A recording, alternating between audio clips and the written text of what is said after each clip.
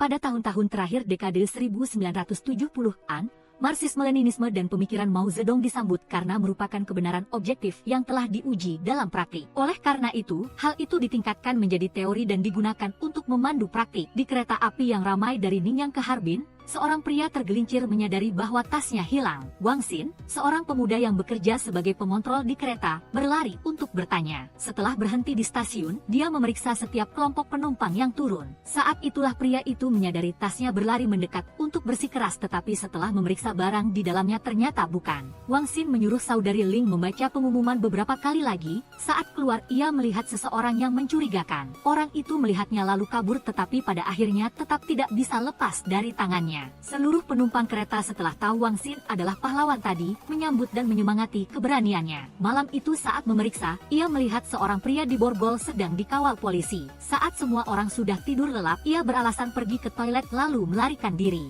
Hanya dengan jepit rambut gadis kecil, ia sudah bisa membuka borgolnya, apalagi gerakannya juga sangat terampil. Pria itu berlari ke pintu keluar darurat bersiap kabur, tetapi ditemukan dan ditahan oleh Wang Xin. Keduanya saling menyerang, Wang Xin dengan cepat dikalahkan dan diborgol olehnya. Ketika dua polisi datang, pria itu sudah melompat keluar. Karena tangannya terluka, Wang Xin mendapat cuti 2 minggu untuk pulang kampung beristirahat. Anak-anak melihatnya lalu bersorak dan datang meminta hadiah seperti kebiasaan. Karena ibunya sudah meninggal, di rumah hanya ada ayah dan anak makan bersama. 2 minggu berlalu dengan cepat, Wang Xin kembali ke pekerjaannya. Begitu masuk kamar, ia menemukan seseorang mencurigakan sedang mencongkel loker. Dan orang itu tidak lain adalah pria yang melarikan diri dan melukainya. Dengan prosedur profesional kali ini, Wang Xin berhasil menangkapnya dengan sukses. Saat itu Kapten Hu datang tidak mengerti apa yang sedang ia lakukan lalu mengambil kunci dan membukakannya untuk pria itu. Dia adalah M.A. Kui, berusia 40 tahun dan juga seorang polisi. Karena lokernya sudah lama macet, makanya terjadi insiden tadi. Kapten Hu berkata mulai sekarang M.A. Kui akan menjadi mentor Wang Xin karena ia sudah senior dan berpengalaman. Kemudian ia menceritakan kisah 10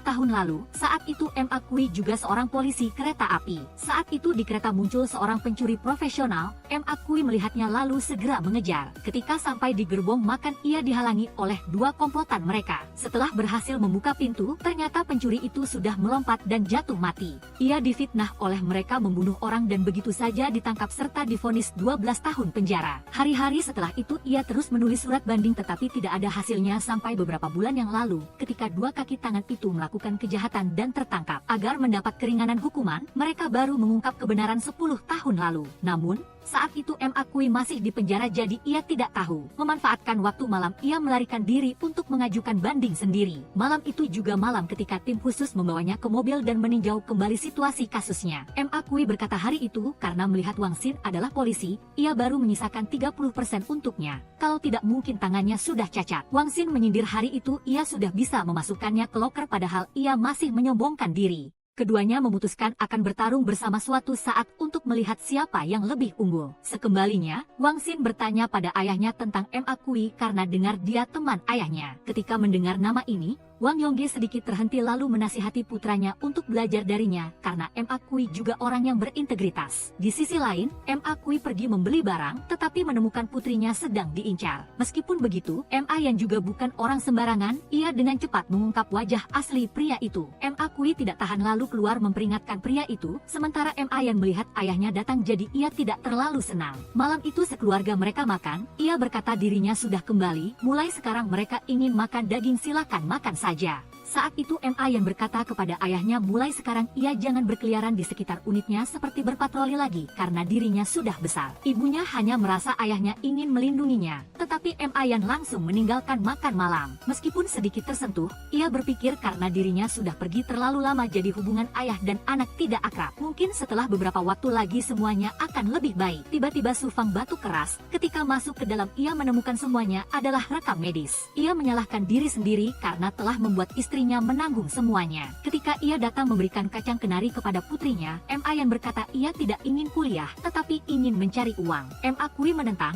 ia tidak bisa terbiasa seumur hidup bekerja di toko acar. Apalagi sekarang ia sudah kembali, ia tidak perlu mencari uang lagi, cukup rajin belajar. Saat itu ia menemukan buku M.A. yang dipinjamkan oleh Wang Xin, ia baru tahu putrinya dan dia satu sekolah menengah. Ia mengambil kembali buku kasus itu dan keesokan harinya membawanya untuk dikembalikan padanya. Wang Xin tahu tahu hal itu lalu merasa sungguh kebetulan, memang takdir. Di kereta, keduanya menemukan seorang pria tanpa tiket tetapi masih bisa naik kereta. Ma Kui membiarkannya menyelesaikan. Tetapi dalam kasus ini Wang Xin juga tidak berdaya karena pria itu bilang diusir sebentar lagi tetap bisa naik kereta. Saat itu Paman Lu datang tetapi tidak terkejut karena sejak ia bekerja, pria ini sudah ada di sini. Karena dia tidak punya anak dan sebatang kara sendirian, mereka memberikan pengecualian. Meskipun begitu, Wang Xin merasa tanpa tiket tidak boleh naik kereta. Itu adalah peraturan. Ma Kui juga setuju lalu mengeluarkan uangnya sendiri dan membelikan tiket untuk pria itu, membuat Wang Xin merasa ini benar-benar pencerahan yang tak terduga. Selanjutnya, ada seorang pria lagi yang mengatakan uangnya hilang. Tetapi ketika bertanya kepada orang-orang di sekitar, tidak ada yang melihat. Ma Kui menemukan seorang pria mencurigakan lalu memanggilnya untuk ditanyai. Ia tahu pria ini tahu tentang pencuri itu, tetapi takut ia akan balas dendam. Setelah dinasihati oleh Ma Kui, ia menyebutkan ciri-ciri si pencuri barang. Keduanya cepat membagi tugas. Setelah memeriksa Wang Xin merasa tidak ada orang mencurigakan. Namun, ketika Ma Kui memeriksa kembali, ia benar-benar berhasil menangkap pencuri itu. Kali ini Wang Xin sangat takjub dan datang meminta pengalaman, tetapi malah diserang dan diberi pelajaran oleh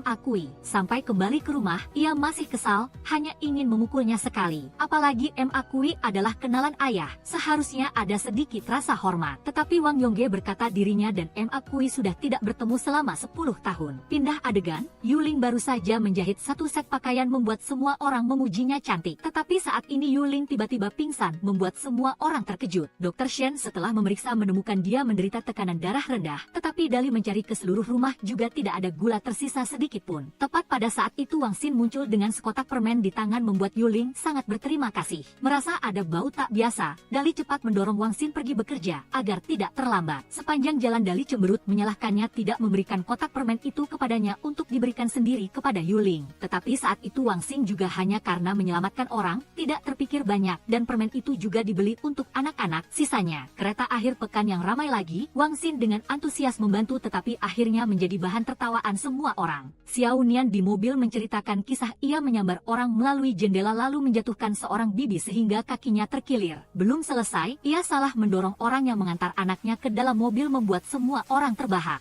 Ma Kui melihat Wang Xin sedang bersembunyi di kamar sebelah lalu tertawa keras agar ia dengar kemudian mengejeknya. Wang Xin setelah itu tidak bisa menahan kekesalannya lalu pulang dan cerita pada ayahnya, tetapi Wang Yongge merasa hal itu tidak memalukan sama sekali. Malam itu Wang Yongge mendatangi rumah Ma Kui, tetapi Ma Kui terlihat tidak senang. Wang Yongge menyebutkan Wang Xin bekerja bersama Ma Kui dan menyuruhnya mendidiknya dengan tegas. Sementara Ma yang biasanya tidak berbicara dengannya, tetapi hari ini ia datang berbicara baik tentang Wang Xin membuat Ma Kui marah dan mengusirnya. Ia masih marah tentang kejadian tahun itu. Saat itu Wang Yongge jelas-jelas ada di mobil tetapi tidak mau berdiri menjadi saksi untuknya. Pindah adegan, di mobil Yuling mengembalikan kotak permen kepada Wang Xin, di dalamnya ada potongan semua berbentuk hati. Sekembalinya, Dali ingin makan ayam panggang buatannya sendiri bersama Yuling tetapi ia menolak. Begitu melihat Wang Xin datang, ia langsung setuju dan mengajaknya ikut, lalu mereka bertiga makan dengan lahap. Keesokan harinya, Bibi Guijin menemukan seekor ayamnya hilang. Setelah menyelidiki, Wang Xin menemukan itu adalah ayam yang dimakan oleh mereka bertiga kemarin. Akhirnya mereka bertiga mengumpulkan uang dan membelikan ayam lain untuk tetangga. Keesokan paginya, seluruh ayam di rumah Bibi Guijin mati. Wang Yongge mengumpulkan semua orang di desa untuk menyelidiki. Pencuri ayam telah mengambil ayam petelur raja mereka lalu mengembalikan ayam jantan menyebabkan seluruh tawanan mati kaku. Oleh karena itu,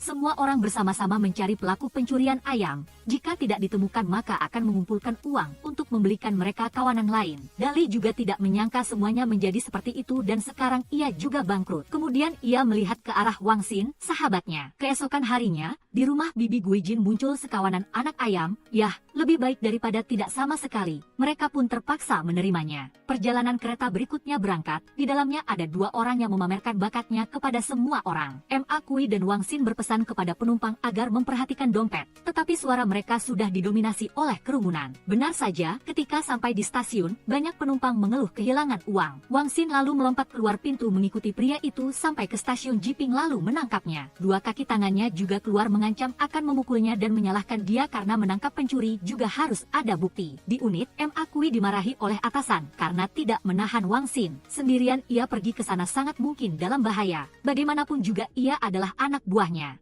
Sekembalinya, ia membawa wajah marah membuat Su Fang tidak bisa tidak bertanya-tanya. Setelah mendengar ceritanya, ia tertawa karena merasa Wang Xin benar-benar mirip dengannya saat muda. Saat ini ia sudah kembali, segera berlari langsung ke rumahnya menceritakan dirinya telah menangkap 3 pencuri. Setelah diancam olehnya, mereka telah mengakui semuanya. Tetapi karena tidak ada bukti, mereka dilepaskan. Di pihak M. Akui, ia menuruti kata istrinya datang membujuk putrinya. Tetapi belum sempat bicara banyak ia sudah marah dan lari keluar. Sebenarnya apa yang ia lakukan sama sekali tidak ada hubungannya dengan Wang Yongge, tetapi benar-benar merasa Wang Xin adalah orang yang berani dan gagah. Namun, sifatnya terlalu impulsif, oleh karena itu ia ingin melatihnya, juga untuk melindunginya. Hal-hal itu didengar oleh M. Ayan, keesokan harinya ia mencari Wang Xin untuk bicara. Meskipun tahu ayahnya berbuat seperti itu keterlaluan, ia mengerti ayahnya hanya ingin melindunginya. Namun, Wang Xin tetap menganggap ayahnya takut dirinya akan terlibat dengan dia. Tetapi ketika atasan bertanya, ia malah mengatakan itu karena sifatnya yang impulsif. Guru MA memanggilnya tetapi ia tidak mendengarkan, bersedia menerima hukuman. Sementara MA Kui saat ini juga mengambil seluruh kesalahan pada dirinya sendiri membuat dia sangat berterima kasih. Setelah pulang kerja Wang Xin mengejar untuk berterima kasih, tetapi ia tidak mau karena dirinya melakukan yang benar, tidak mementingkan hubungan pribadi. Di kereta, sepasang calon suami istri menemukan jam tangan mereka hilang, tasnya robek tepat seukuran telapak tangan lalu melapor.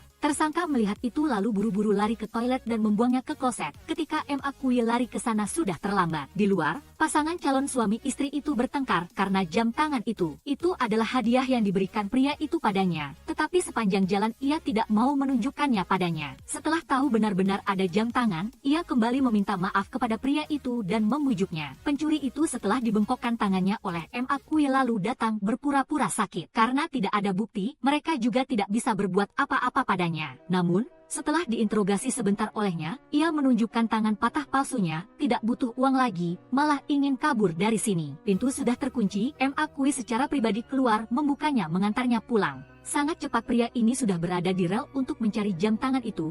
Tidak jauh dari situ guru MA selalu diam-diam mengawasinya. Setelah membuat guru MA kehabisan napas, pria itu dengan nakal menggodanya. Lalu dari belakang Wang Xin muncul memarahinya tidak tahu mengasihani orang tua. Akhirnya keduanya menemukan jam tangan itu, ia hendak mengambilnya, tetapi dilarang olehnya lalu menggunakan sarung tangan mengambilnya karena masih harus diperiksa sidik jari. Malam itu keduanya mendatangi rumah pasangan calon suami istri itu, mengatakan tidak menemukan jam tangan. Sesuai dugaan, mereka bertengkar lagi, tetapi setelah melihat jam tangan itu mereka kembali meribut seperti sepasang burung pipit. Pindah adegan, sudah ada hasil ujian masuk universitas, M. Ayan karena kejadian sebelumnya tidak bersekolah SMA dengan baik jadi gagal ujian. Meskipun begitu, M. Akui tetap sangat percaya pada putrinya. Ingin ia mengulang belajar mempersiapkan ujian tahun depan. Di sisi lain, kotak musik Yuling rusak, jadi ia memanggil Wang Xin datang membantu memperbaikinya. Ketika melihat ia membawanya turun, Dali berkata dirinya bisa memperbaikinya, lalu membawanya pulang terlepas ia setuju atau tidak. Keesokan paginya, Dali membawa kotak musik yang sudah diganti baru datang kepada Yuling dan menyuruhnya lain kali ingin memperbaiki apapun panggil saja dirinya. Pindah adegan, di kereta semua orang melihat Yuling lewat lalu mengarahkan mata kepadanya. Paman Lu memarahinya karena berani-beraninya memperbaiki pakaian ketat merusak peradaban kereta. Tetapi setelah bertanya baru tahu istrinya sendiri yang memperbaikinya untuknya. Sekembalinya, Paman Lu mengunci semua mesin jahit dan sebagainya tidak mengizinkan Bibi Lu menjahit lagi. Oleh karena itu, ketika Yuling datang untuk memperbaikinya, Bibi Lu juga tidak berdaya. Ia hanya bisa pergi meminta kupon kain dari semua orang, tetapi Dali sudah menggunakan semuanya, dan milik Wang Xin sudah kedaluarsa. Satu orang yang bisa mereka pikirkan adalah M. Ayan, tetapi toko ini memiliki aturan tidak boleh berutang. Akhirnya M. Ayan terpaksa mengambil kupon kain yang ia kumpulkan untuk dipinjam padanya. Di sisi lain, Dali menggunakan semua kupon makanan untuk ditukar dengan kupon kain, tetapi ketika mencari Yuling baru tahu Wang Xin sudah membelikannya untuknya. Dali dengan sedih mencari minuman untuk menghilangkan kesedihan lalu memohon Wang Xin agar tidak merebut Yuling darinya sampai ia setuju. Keesokan harinya Wang Xin membawa kupon kain untuk dikembalikan kepada M. Ayan tetapi ia tidak mau menerimanya agar ia tetap berutang padanya. Sementara di dalam M. Akui melihatnya lalu mencincang dengan ganas menunjukkan sikapnya. Melihat itu, Su Fang menyuruhnya menggiling adonan, tetapi setelah menggiling sekali ia harus memukul sekali baru mau. Di luar, karena mencium bau harum M. Ayan mengajaknya untuk tetap tinggal dan makan. Mereka berkumpul gembira seperti lebaran, hanya M. Akui yang menunjukkan sikapnya. Meskipun begitu, Wang Xin tetap mengabaikannya lalu makan dengan gembira. Dalam hati berpikir paman terus tambahkan cuka, saya akan membuat paman lebih masam. Wang Yongge melihat putranya terus bolak-balik ke rumah M. Akui, mengira hubungan keduanya membaik, baru tahu ia datang untuk mencari M. Ayan dan mengajarinya. Pindah adegan, seorang anak kecil lari ke toilet, lama tidak kembali. Ketika ibunya mencari, anak itu sudah hilang. Para polisi dengan cepat berkumpul untuk menemukan titik yang mencurigakan. Setelah berdiskusi, mereka memutuskan untuk menyelidiki dari orang yang menghalangi pandangan ibu itu dan pria di toilet. Sekembalinya, Wang Xin membawa materi ke Ma Yan, tetapi malah dipersulit oleh Ma Kui. Ia menyindir ia datang untuk membuatnya marah sampai ia melihat buku latihan. Meskipun begitu ia tetap ingin ia cepat memberikan lalu pulang, tetapi Ma Yan malah memarahinya mengusir tamunya lalu menutup tirai. Di luar Ma Kui berdiri gelisah menunggu jam untuk mengusir Wang Xin pergi, lalu Su Fang menghentikannya. Tahun-tahun ini dua ayah dan anak mereka sudah membantu rumahnya banyak sekali. Apalagi tidak sering Ma Yan gembira seperti ini. Wang Xin malah makan di rumah mereka sampai menolak mobil agar Ma Kui mengantarnya pulang. Wang Yongge melihat itu lalu menyelipkan beberapa kupon makanan ke tangan Ma Kui, tetapi ia malah berkata dirinya ingin mencampur utang satu sama lain. Keduanya keluar bicara. Ma Kui bertanya kepada Wang Yongge kenapa tahun itu ia tidak mau berdiri menjadi saksi untuknya. Namun Wang Yongge tetap bersikeras bahwa Ma Kui salah lihat orang, saat itu ia sama sekali tidak ada di sana. Saat ini Xiao Nian lewat menginterupsi pembicaraan. Wang Yongge kembali, Wang Xin sudah bangun, ia hanya pura-pura untuk membuat guru Ma marah. Pindah adegan, hari ini tiba-tiba melihat istrinya sangat gembira. Ternyata Wang Xin datang makan lagi. Ia melihat Ma yang biasanya tidak berbicara dengan siapapun, teman juga tidak banyak. Hanya ketika berbicara dengan Wang Xin, putrinya baru gembira, tetapi Ma Kui merasa membiarkan seorang anak laki-laki sepanjang hari keluar masuk juga tidak baik. Saat ini Wang Xin menyalami mereka untuk pulang, tidak lupa memprovokasi Ma Kui bahwa ia akan sering datang. Saat itu Ma Kui berpesan kepada putrinya mulai sekarang tidak boleh sering bergaul dengan Wang Xin, membuat ia marah tidak menyangka ayahnya orang seperti itu. Karena ucapan itu Ma Kui marah besar, bertanya apa ia tahu bagaimana ia harus hidup selama 10 tahun ini. Tapi bagaimana ia hidup selama 10 tahun ini, ia juga tidak tahu. Meskipun ia berusaha keras seperti apa tetap tidak diakui dan juga tidak ada yang mau berteman dengannya. Bahkan difitnah di belakang dan tidak berani keluar rumah bertemu siapapun. Keesokan paginya Ma Yan mendatangi rumah mencari Wang Xin lalu bertemu Yuling. Tepat pada saat itu ia kembali, keduanya masuk ke dalam duduk belajar. Lalu ia mencium bau tidak enak, ingin keluar duduk di tempat yang lebih terbuka. Melihat keduanya gembira, Wang Yongge merasa cemas, sementara Yuling kesal tidak nyaman. Pindah adegan, di gerbong kereta seorang pria mengeluh sepatu barunya hilang. Semua orang di sekitar tidak melihat, hanya ada seorang kakek yang mengatakan dirinya tuli jadi tidak memperhatikan. Wang Xin merasa dia bermasalah, ingin memeriksa barang bawaannya, tetapi Ma Kui menghentikannya, mengatakan tidak perlu. Wang Xin tidak mengerti kenapa, jelas-jelas dia sangat mencurigakan, tetapi guru Ma bilang jangan terburu-buru lalu menyuruhnya merenungkan sendiri. Ketika kereta bersiap berhenti, kakek itu tiba-tiba datang dan mengembalikan sepatu itu. Melihat guru Ma mengabaikannya dengan mudah, Wang Xin lalu mengeluarkan borgol mengancam kakek itu ketakutan. Ma Kui memarahinya karena mengancam orang sampai lutut lemas. Jika terjadi apa-apa harus bertanggung jawab sendiri. Setiap orang pasti pernah membuat kesalahan, jika mau memperbaikinya, sebaiknya dimaafkan. Sekembalinya, Wang Xin datang lagi untuk mengajar Ma yang belajar membuat wajah guru Ma panjang seperti pompa. Ia menyuruhnya pulang, ibunya menahannya tetapi Wang Xin menolak, bilang lain kali ia akan datang lagi. Salju turun lagi, pria tunawisma itu masih duduk di kereta itu dan dibelikan tiket oleh Ma Kui berkali-kali. Merasa bau yang dikenalnya, pria buta itu langsung berdiri mengejar wanita di depannya. Di kereta dua guru dan murid menemukan ada seorang anak ditinggalkan, tetapi ketika ditanya, tidak ada satupun yang mengakuinya. Mereka hanya bisa membawa anak itu pulang menunggu orang tuanya datang mencari. Keluarga guru Ma duduk di samping anak itu, merasa ia sangat menggemaskan, lalu saat ini baru menyadari seluruh tubuh anak itu ruam, buru-buru membawanya ke rumah sakit. Syukurlah anak itu hanya terkena ruam, tidak ada yang serius. Saat ini ibu Ma yang ingin mengadopsi anak itu, tetapi Ma yang menentang karena ayahnya sering di kereta dan ibunya sedang sakit. Ia sendiri tidak tertarik pada anak kecil, hanya merasa pusing dan mengganggu pelajarannya. Sudah setengah bulan berlalu masih belum ada yang datang mengakuinya. Jadi bisa dimengerti bahwa mereka ingin membuang anak itu. Setelah berdiskusi dengan rekan kerja, Ma Kui memutuskan untuk membawa anak itu ke panti asuhan. Tetapi Su Fang tidak tega. Setelah mendengar ia menasihati jika ada waktu luang mereka bisa mengunjungi anak itu, ia pun setuju menyerahkannya kepada dia. Ia teringat tahun itu ia hamil adik laki-laki Ma yang 6 bulan, ayahnya ditangkap. Setelah itu karena terlalu sedih ia keguguran, sejak saat itu tidak bisa hamil lagi.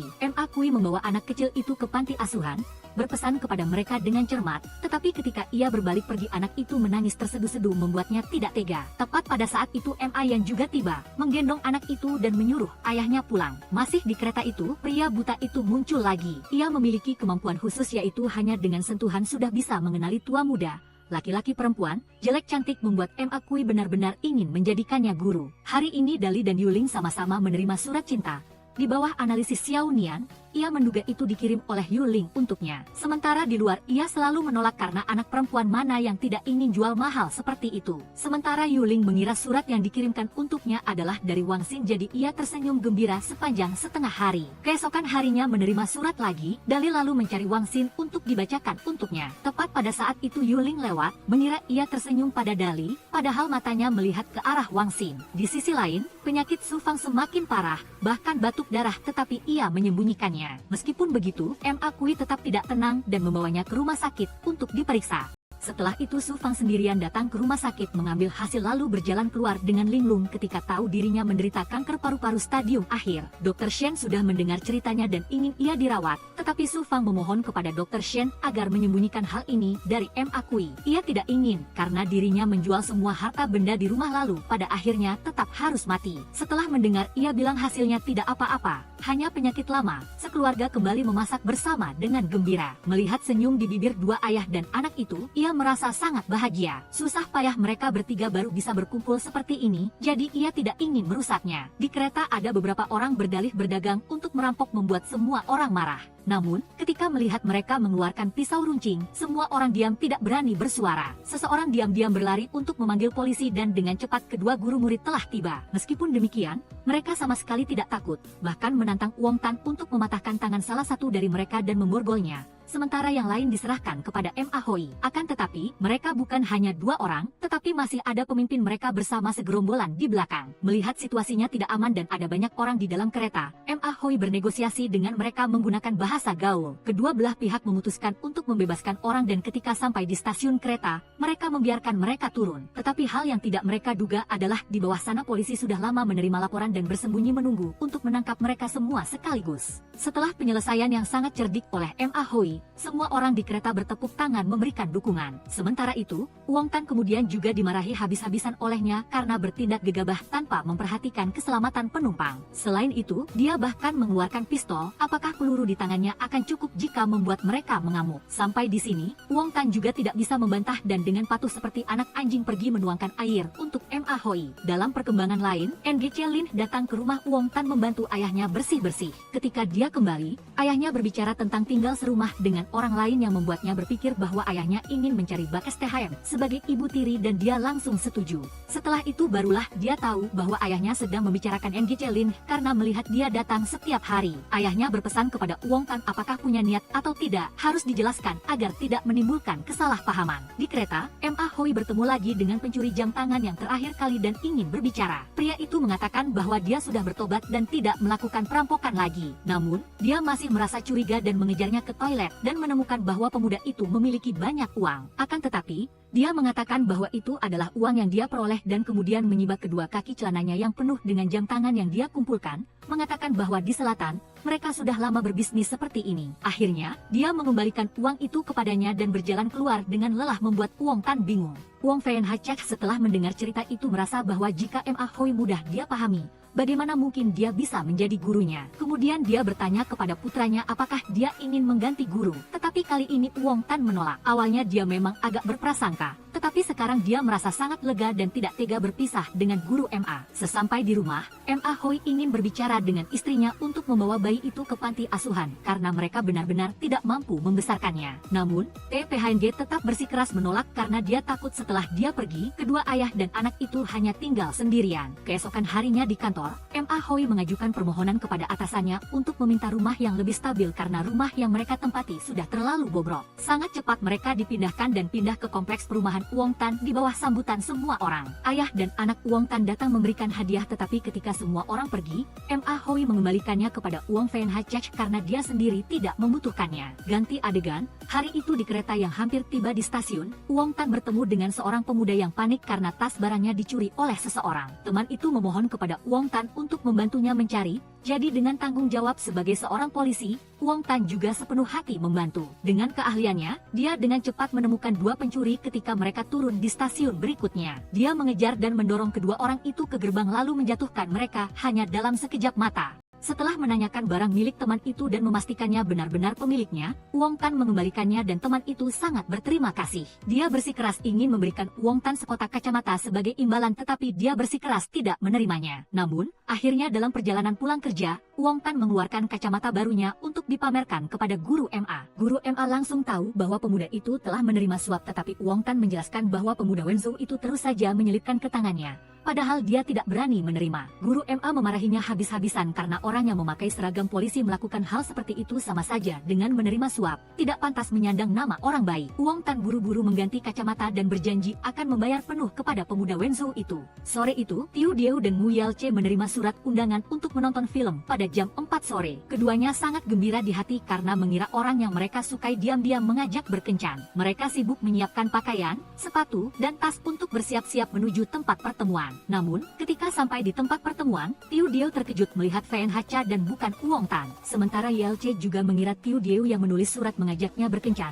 Karena bukan orangnya, Tiu Dieu pun pulang dan tidak mau masuk menonton bersama Yelche. Tiu Dieu dengan marah membawa surat itu dan bertanya kepada Wong Tan, mengapa dia menulis surat janji temu dengan orang lain, lalu membiarkan nama Yelche pergi menggantikannya. Yelche juga pergi ke sana dengan penuh kebingungan, jika bukan Dieu yang menulis, siapa yang menulisnya ya? Seluruh kelompok berbalik bertanya kepada Ma Yen, tetapi dia terus terang menyangkal tidak melakukan hal ini. Di kompleks perumahan ini ada begitu banyak orang, mengapa harus menyalahkan dia? Guru Ma keluar dan mulai menjelaskan untuk mencari tahu siapa yang menulis surat-surat tanpa nama ini. Sekilas, guru tahu bahwa tulisan tangan ini adalah milik Dai Tiunian, tidak mungkin salah. Jadi setelah itu, seluruh kelompok mendatangi Dai Tiunian untuk menanyainya. Tiunian hanya ingin yang terbaik untuk mereka berdua agar menjadi pasangan saja, tidak ada niat buruk. Sayang sekali dia agak ceroboh sehingga ketahuan. Sudah tidak berterima kasih, malah memarahi orang. Pagi itu di kereta dalam perjalanan kembali, para anggota kru kereta bertemu dengan Ibu Tiu Dieu dan diundang olehnya untuk makan ikan asin saat makan siang hari itu. Tiu Dieu mengantar ibunya kembali ke kompleks perumahan agar dia bisa beristirahat. Ibunya sangat menyukai pemuda Wong Tan itu dan berharap putrinya bisa berpasangan dengannya. Saat sedang berbicara, Mu Yelche datang karena mendengar kabar Ibu Dieu datang berkunjung dan ingin mampir untuk menyapa. Namun, Dieu tidak menerimanya, bahkan menutup pintu mempersilahkan tamu pergi. Mengetahui Yelche hanyalah seorang petugas pembakar boiler di kereta, ibunya mulai bersikap membandingkan dan menasihati putrinya agar tidak terlibat dengan orang seperti Yelche.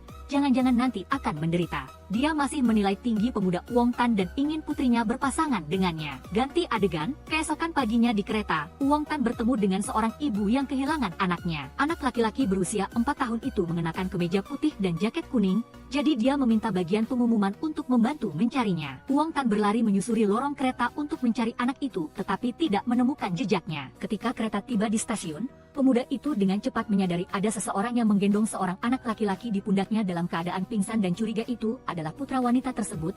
Lalu dia datang untuk bertanya. Melihat orang itu tampak gugup, dia menyadari bahwa ini adalah tindakan penculikan, jadi dia menjatuhkan orang itu dan menyelamatkan anak tersebut. Membawa orang itu kembali ke kantor polisi dan menyerahkan anak itu kembali dengan selamat kepada ibunya. Rekan-rekan kerja sangat gembira karena Wong Tan terus-menerus mencetak prestasi dan pasti akan mendapatkan pujian di akhir tahun. ITRNGH bertemu secara pribadi dengan Wong Tan untuk memberikan pujian dan menyemangati semangat kedermawanannya. Namun, rekan kerjanya datang menginformasikan berita bahwa kantor polisi distrik Guangdong meminta bantuan untuk mencari seorang anak yang hilang. Kebetulan sekali itu adalah anak yang baru saja diselamatkan oleh Wong Tan dan sepertinya dia telah tertipu mentah-mentah. Wong Tan menceritakan hal ini kepada guru MA dan dimarahi habis-habisan oleh guru karena terburu-buru salah menilai masalah. Dia telah menyebabkan anak itu dipindahkan dari tangan seorang pedagang manusia ke pedagang manusia lainnya. Meskipun demikian, dia juga sudah menangkap seorang pedagang manusia, jadi guru MA akan tidak tahu malu pergi memohon untuknya dan melihat apakah pimpinan akan memberikan teguran. Karena merasa bersalah, Wong Tan tidak mau melakukan apapun dan berbaring di satu tempat. Meskipun itu adalah perhatian dari Ma Yen atau Tiu Dieu, dia mengusir mereka semua. Melihat Wong Tan tidak baik-baik saja, guru MA segera datang ke rumah untuk membangkitkan semangatnya. Mengatakan dia adalah orang yang tidak berguna, cepatlah bangkit kembali dan pergi mencari anak itu kembali ke sini. Setelah itu, dia duduk menggambar ulang wajah wanita yang menculik anak itu sebagai bahan untuk tim pencarian. Tiu Dieu datang dan berjanji akan membantunya jika dia menemukan wanita itu.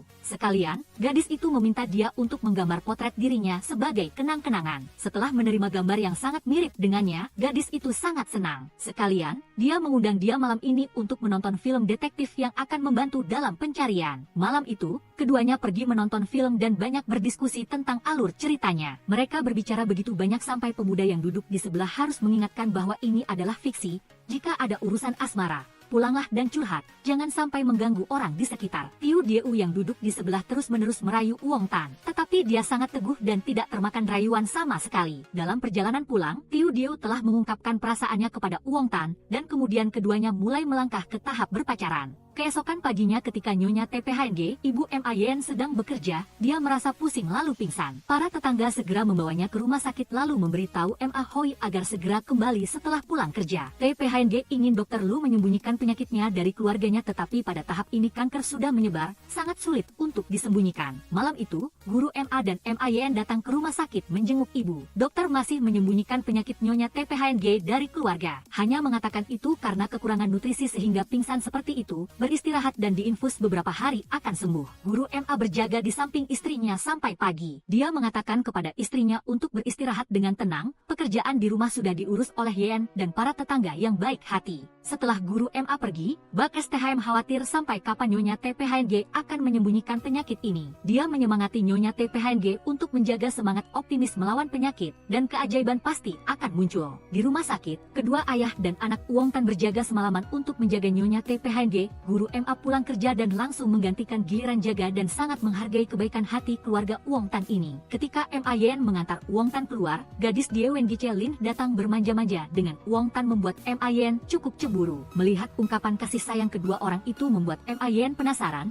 Dia pun mendapat jawaban dari Wong Tan bahwa mereka berdua sudah pindah ke tahap berpacaran. MAYN sangat marah tetapi hanya bisa mengucapkan selamat kepada mereka berdua dan jika menikah, ingatlah untuk mengirimkan undangan kepadanya. Ketika pasangan kekasih itu kembali ke kompleks perumahan, semua orang dan anak-anak di sini ikut senang. Hanya pemuda YLC yang marah ketika melihat orang yang dia cintai bersama orang lain. Malam itu, YLC mengajak Wong Tan dan Tiu Nian keluar untuk berbicara seperti pria. Dia menyalahkan Wong Tan mengapa bersikap seperti itu, merampas Tiu Dieu darinya. Sia-sia dia menganggap Wong Tan sebagai saudara, tetapi ini adalah pilihan objektif dari kedua belah pihak. Mengapa harus saling menyalahkan? Itu karena YLC tidak proaktif sejak awal dan Wong Tan tidak melakukan hal curang dalam hal ini sama sekali. MAYN keesokan paginya juga mengajak Wong Tan keluar untuk menyalahkannya. Menyalahkannya karena telah mengganggunya padahal kebaikan Wong Tan hanyalah karena ayah MAYN adalah gurunya dan mereka berdua adalah teman sekolah akrab sejak kecil. MAYN sangat membenci Wong Tan karena meninggalkannya dan menerima perasaan Diewen Gichelin. Di kereta hari itu, ILC melampiaskan semua emosinya ke tungku batu bara membuat rekan-rekan kerjanya juga muak. Mereka tahu dia marah karena orang yang dia suka malah mencintai teman baiknya tetapi bekerja terlalu keras juga bukan hal yang baik. Sementara itu, di gerbong penumpang terjadi perkelahian antara 3 pemuda dan 1 pemuda lainnya. Tim polisi datang tepat waktu untuk mencegah dan membawa semua orang ke ruangan untuk dimintai keterangan. Pemuda yang dipukuli itu beranggapan bahwa ketiga orang itu adalah satu kelompok dan melakukan pemerasan. Ada seorang paman yang bisa menjadi saksi hal ini. Tetapi ketika ditanya, paman itu bersikeras mengatakan dia tidak melihat dan tidak peduli dengan situasi saat itu. Guru melihat paman ini tampak mencurigakan. Jadi ketika kereta tiba di stasiun, guru MA dan Wong Tan diam-diam membuntuti untuk melihat kemana paman ini pergi. Namun, ketika paman ini membuka pintu dan melihat 2 polisi kereta, dia malah panik mengatakan dirinya tidak terlibat lalu mengusir mereka berdua. Wong Tan mengira melakukan ini benar-benar membuang waktu tetapi guru MA berpendapat bahwa masalah ini tidaklah sederhana dan bisa disimpulkan kasus-kasus lain yang lebih besar. Jika sudah menjadi orang jahat, tidak boleh dilewatkan satupun dan harus menuntut keadilan bagi orang tak bersalah yang dirugikan. Malam itu guru MA membawa sedikit hadiah untuk paman itu dan mengerti bahwa pemuda-pemuda itu adalah penduduk setempat sehingga paman itu takut tidak berani terlibat. Tetapi paman itu khawatir tidak mau bekerja sama.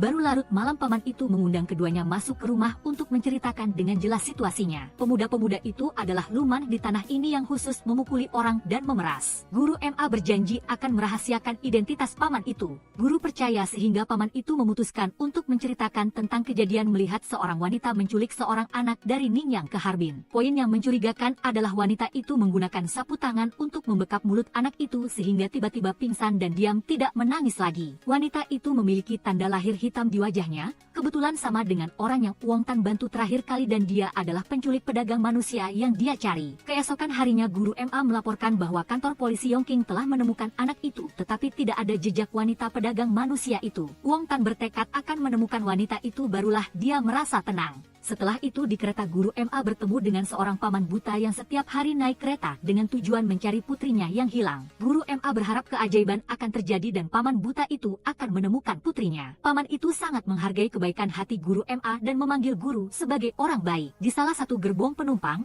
masih ada preman-preman lokal yang sedang berulah untuk menipu semua orang. Dia menggunakan trik menebak kartu remi agar orang-orang di sekitarnya menebak dan terus kalah lalu menyerahkan rokok kepadanya. Guru MA diberitahu oleh seseorang di sana tentang perilaku penipuan itu, lalu dia datang untuk menyelidiki, dan preman-preman itu mulai bertindak mundur menimbulkan kekacauan. Mereka mengambil kesempatan untuk mencopet beberapa orang di sana lalu melarikan diri. Wong Tan menemukan salah satu dari mereka lalu mengejarnya keluar. Orang ini cukup licik, melempar dompetnya dan mengatakan itu milik seseorang yang jatuh. Dia memukul hidungnya sendiri hingga berdarah lalu berteriak menangis menuduh polisi memukuli warga sipil. Semua orang di sana yang menyaksikan bersikeras membela penipu itu membuat Wong Tan tidak berdaya dan tidak bisa berbuat apa-apa padanya. Sekarang dengan trik ini, polisi yang kurang pengalaman seperti dia juga harus menyerah. Tidak hanya itu, di akhir hari Guru MA bahkan ditegur oleh HTRNGH karena tindakan pemukulan Wong Tan dan cara pengelolaannya yang tidak efektif. Kejadian itu bahkan sudah masuk surat kabar, sekarang tidak peduli bagaimana menjelaskannya, itu tidak bisa diselamatkan lagi. Hal ini sangat sederhana tetapi begitu sudah masuk surat kabar, sifatnya tidaklah ringan sama sekali. Ayah Wong Tan datang mencari TRNGH untuk meminta bantuannya dalam kasus putranya ini. Namun, karena hal itu sudah dimuat di surat kabar dan atasan sudah memberikan perintah, seorang kapten seperti dia juga tidak punya cara lain. Hanya ada jalan untuk mencari pimpinan di atas untuk melihat apakah ada solusi lain. Tuan Wong datang mencari Guru MA untuk meminta bantuan. Tetapi sekarang, apapun yang dikatakan tidak bisa menyelamatkan lagi. Jika ada yang bisa maju untuk bersaksi, kasus yang terjadi pada tahun itu Guru MA tidak harus mendekam di penjara selama 10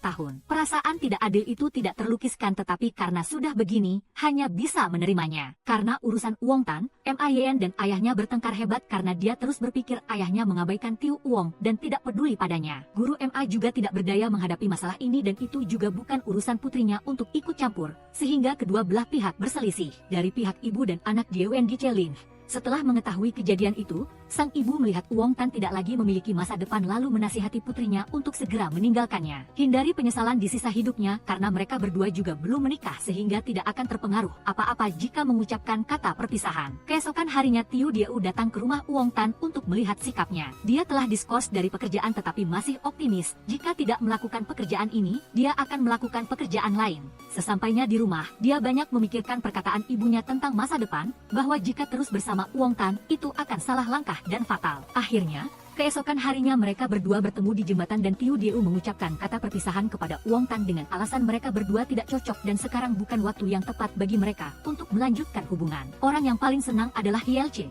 Sehingga setelah mendengar berita itu, dia datang ke toko kelontong untuk membeli arak guna merayakan. Beberapa hari kemudian, Guru MA datang membawa setumpuk dokumen bukti dan kesaksian dari dua saksi hari itu yang dapat mengonfirmasi bahwa Wong Tan tidak bersalah. Guru MA juga telah membawa saksi-saksi itu untuk dimintai keterangan, yang membuat TRNGH sangat terkesan. Ternyata selama ini Guru MA masih gigih mencari bukti di mana-mana untuk membantu muridnya karena dia mengerti bagaimana rasanya dituduh tidak bersalah. Ketika Wong Tan datang, TRNGH menunjukkan bukti kepadanya yang membuatnya menyadari bahwa dia telah salah menyalahkan Guru MA. Dia telah dibebaskan dari tuduhan tetapi akan dipindah tugaskan ke stasiun Hongyang untuk melanjutkan pelatihan. Wong Tan pulang ke rumah menyiapkan barang-barang bersama ayahnya untuk berangkat ke unit baru. Tuan Wong datang berterima kasih kepada Guru MA karena telah membantu putranya tetapi Guru MA tidak berani menerima kebaikan ini. Dia mengembalikan tas hadiah kepada Tuan Wong lalu mengusirnya secara halus dan tidak mau melanjutkan pembicaraan. Pagi hari kereta berangkat keesokan harinya, Wong Tan diperkenalkan oleh Guru MA kepada pemuda Tiu Ha yang akan menggantikan Wong Tan menemani Guru MA di kereta ini. Kedua guru dan murid itu berpamitan, masing-masing menuju ke tujuan yang berbeda. Dia menasihati Wong Tan untuk mengurangi kesombongannya, lalu berlatih dan memperbaiki diri untuk mendapatkan kembali reputasinya. Begitu Wong Tan turun di stasiun Hongyang, dia bertemu dengan seorang nenek yang uangnya telah dicuri habis oleh penjahat. Sudah 2 hari dia belum makan atau minum apapun. Mengetahui keadaan nenek itu yang sangat menyedihkan dan juga menderita penyakit serius, Wong Tan memberikan seluruh uangnya kepada nenek itu agar dia bisa berobat lalu kembali berkumpul bersama keluarganya. Wong Tan kemudian pergi ke kantor polisi Hongyang untuk menerima tugas, diantar oleh temannya Lam Kin Kuan ke asrama dan diperkenalkan pada peraturan di area ini. Dia akan bertanggung jawab atas patroli selama shift kerja, siang maupun malam. Wong Tan menceritakan kepada Kin Kuan tentang nenek berambut putih yang menyedihkan yang baru saja dia bantu di stasiun kereta. Mendengar ini, Qin Kuan tertawa karena kedua pemuda lugu itu telah ditipu oleh nenek itu. Hari pertama bekerja tanpa guru MA, Wang Tan merasa sangat hampa. Bahkan guru MA di sisi ini juga merasakan hal yang sama. Wang Tan bekerja menjaga di area alun-alun kecil merasa tertekan sehingga dia datang meminta kepada kapten untuk dipindahkan ke area baru untuk bertugas karena dia sudah mengumpulkan banyak pengalaman. Tetapi kapten beranggapan dia seperti anak muda yang tidak sabar, suruh dia terus bekerja dengan baik di alun-alun itu, baru dibicarakan nanti. Keesokan harinya ketika sedang berjaga, Wang Tan melihat nenek yang kemarin sedang mencoba menipu uang dari orang yang lewat. Tidak membiarkan situasi itu berlanjut, dia segera campur tangan membuat nenek itu kesal karena gagal di awal hari. Mengira dia hanya berpura-pura menjadi polisi, nenek itu bahkan berani membagi wilayah agar kedua belah pihak bisa bekerja sama mencari uang. Ketika diancam akan dibawa ke kantor polisi, nenek itu terpaksa mengakui bahwa dia tinggal di dekat situ dan harus menghidupi seorang cucu laki-laki. Itulah sebabnya dia melakukan itu. Untuk memverifikasi, Wang Tan pergi ke rumah nenek itu di daerah kumuh untuk memeriksa. Tetapi tidak ada anak kecil di sana membuat Wang Tan sangat kesal, mengira nenek itu menipunya lagi. Saat hendak membawa nenek itu ke kantor polisi, cucu nenek itu benar-benar pulang, membenarkan cerita nenek itu, sehingga Wang Tan memaafkannya. Merasa kasihan pada nenek dan cucunya yang berjuang mencari nafkah untuk saling menghidupi, Wang Tan memberikan kupon ransum makanannya kepada nenek dan cucunya, berharap itu akan membantu mereka melewati hari-hari kelaparan berikutnya. Nenek itu sangat berterima kasih dan berjanji tidak akan menipu orang lagi. Wang Tan pulang menceritakan kejadian itu kepada Tiu Lam yang membuatnya tertawa lagi karena takut nenek itu akan membuat cerita lagi untuk menipu orang. Menyadari bahwa cucu laki-laki nenek itu mungkin adalah anak yang diculik tahun lalu,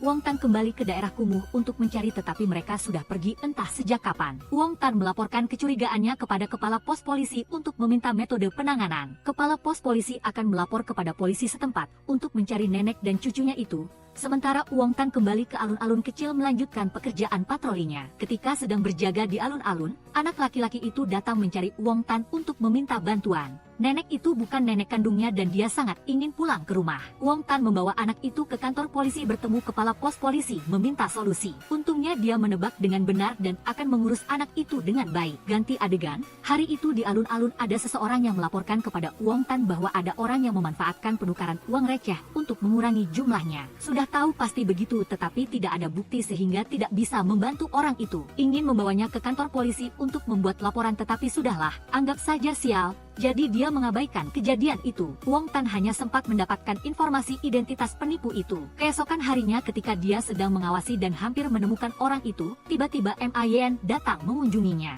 Dia membawa Ma Yan kembali ke asrama dan makan bersama Tiu Lam. Melihat wajah Ma Yan yang tampak asing di daerah ini, Tiu Lam menawarkan untuk meminta Ma Yan berpura-pura menjadi korban untuk mencari penipu itu. Dia sangat antusias setuju untuk berpartisipasi meskipun Wang Tan melarangnya. Setelah itu, Ma Yan berperan sebagai gadis desa yang ingin menukar uang di stasiun kereta. Segera pelaku penipuan mendekatinya lalu mulai melakukan pertukaran. Setelah menukar 10 yuan, gadis itu masih berhati-hati menghitungnya berulang kali untuk melihat apakah ada 10 lembar. Penipu itu dengan baik hati ingin menghitungnya untuknya, memanfaatkan kesempatan itu untuk melakukan pertukaran. Tepat pada saat ini, Wang Tan datang dan menangkap basah dia sehingga dia tidak bisa menyangkal lagi. Sehingga mereka berdua berhasil menangkap orang itu tetapi kemudian harus berpisah agar Ma Yan bisa kembali ke kampung halamannya. Setelah berhasil memecahkan kasus ini Wang Xin dipuji oleh kepala pos tetapi dia rendah hati dan menolak. Dia menyanjung bakat guru Ma yang telah membimbingnya ketika dia baru memulai karirnya. Dia ingin kepala pos mengizinkannya berpartisipasi dalam pemecahan kasus tetapi kepala pos terus menugaskan Wang Xin menjaga area alun-alun untuk mengumpulkan lebih banyak pengalaman. Keesokan harinya dia mendapat 2 kabar bahwa kantor pusat sedang mempersiapkan kompetisi menembak. Wang Xin segera menuangkan air untuk kepala pos untuk meminta izin mewakilinya dalam kompetisi tersebut. Setelah merayu beberapa saat kepala pos setuju mengizinkannya berpartisipasi yang membuat pria itu sangat senang. Setelah itu Wang Xin kembali ke kompleks dan bertemu lagi dengan Ma Yan. Dia pamer bahwa dia akan pergi ke kompetisi menembak mewakili stasiun Hongyang. Dia mengundang Ma Yan untuk datang dan menyemangatinya agar lebih termotivasi. Keesokan harinya kompetisi menembak berlangsung dan banyak kerabat prajurit berkumpul di luar untuk menyemangati. Ada guru Ma Kui, ayah Wang Xin, dan juga Ma Yan yang datang. Pada tembakan pertama Wang Xin tampil cemerlang dengan 10 poin tepat di tengah sasaran. Setelah 5 tembakan hasilnya Wang Xin meraih 49 poin memberikan tekanan besar pada rekan-rekan lainnya. Hasilnya dalam kompetisi setelah 10 tembakan Wang Xin meraih 98 poin dan secara cemerlang memenangkan kejuaraan, membuat semua orang sangat gembira. dia membawa kebanggaan bagi kantor polisi stasiun Hongyang dan menerima piagam penghargaan. Dia berdiri dan memberikan pidato yang heroik dan memotivasi semua orang yang menonton di sekitar lapangan tembak. Wang Xin kembali ke pos Hongyang dan memamerkan prestasinya sebagai juara 1 kepada kepala pos yang membuatnya sangat senang. Namun pekerjaannya selama beberapa hari dia pergi menumpuk banyak, jadi sekarang dia harus fokus menyelesaikannya. Wang Xin ingin meminta posisi baru, tetapi kepala pos terus menyuruhnya berpatroli di alun-alun kecil. Pergantian adegan hari itu di kereta, Xiao Hu menangani seorang paman yang memiliki masalah saraf, membawa pisau dan berlarian menuntut untuk menangkap hantu. Mungkin karena dampak dari Mai Zui, Xiao Hu berusaha keras membujuk tetapi gagal dan malah dikejar oleh paman itu dengan pisau. Untungnya, guru MA muncul, berhasil menghadapi paman itu, mengendalikannya dan membawanya ke kantor polisi. Namun, karena itu guru MA terjatuh dan mengalami cedera punggung sehingga harus pergi ke rumah sakit untuk diperiksa dan diobati oleh Dr. Shen. Pergantian adegan, Wang Xin telah berhasil menyelesaikan sendiri kasus di toko kelontong di mana pemilik tua di sana berpura-pura secara tidak sengaja memecahkan botol anggur dan kemudian menyalahkan pelanggan yang membelinya dan memaksa mereka membayar ganti rugi. Dia menempatkan botol air di posisi dengan mekanisme lalu menarik tali untuk memecahkannya, tetapi tidak bisa mengelabui Wang Xin dan ditangkap serta dibawa ke kantor polisi untuk diproses. Wang Xin ingin direkomendasikan ke posisi baru sehingga kepala pos menelepon kantor guru MA untuk meminta pendapat. Menerima kabar guru MA berbenturan dengan pelaku kejahatan dan jatuh cedera punggung membuat Wang Xin sangat khawatir. Dia meminta izin untuk kembali menjenguk guru MA dan akan kembali dengan cepat. Sangat cepat Wang Xin kembali ke kompleks untuk menanyakan kabar kesehatan guru MA. Keduanya berbagi beberapa cerita. Guru MA sudah lebih baik sehingga Wang Xin meminta izin untuk kembali ke unit, meninggalkan sedikit salep goreng tulang harimau untuk guru MA sebagai bentuk perhatian dari muridnya. Keesokan harinya di kantor polisi, kepala pos Hu memberikan informasi tentang kasus perdagangan narkoba yang tertangkap di stasiun kereta api di wilayah Yunnan. Namun informasi yang diselidiki polisi daerah tersebut adalah bahwa penyelundup itu berasal dari Ningyang. Guru MA segera datang ke kantor polisi stasiun Hongyang untuk mencari Wang Xin, sekaligus untuk melakukan perjalanan dinas mencari petunjuk penyelidikan. Kepala pos, ketika melihat guru MA, menyambutnya dengan gembira, yang membuat Wang Xin sangat bingung. Kedua orang itu minum teh dan berbagi cerita tentang segala hal. Wang Xin menyadari bahwa dia telah tertipu dan bahwa kedua ayah ini sudah berteman sangat lama. Setelah bertukar informasi pekerjaan, guru MA juga berpamitan dengan Wang Xin untuk kembali ke Ningyang. Dia akan datang mengunjunginya lebih sering jika ada waktu. Beberapa waktu kemudian adalah tahun baru Imlek. Kompleks itu ramai dengan tawa. Sebuah insiden terjadi di dapur Xiao Rieu.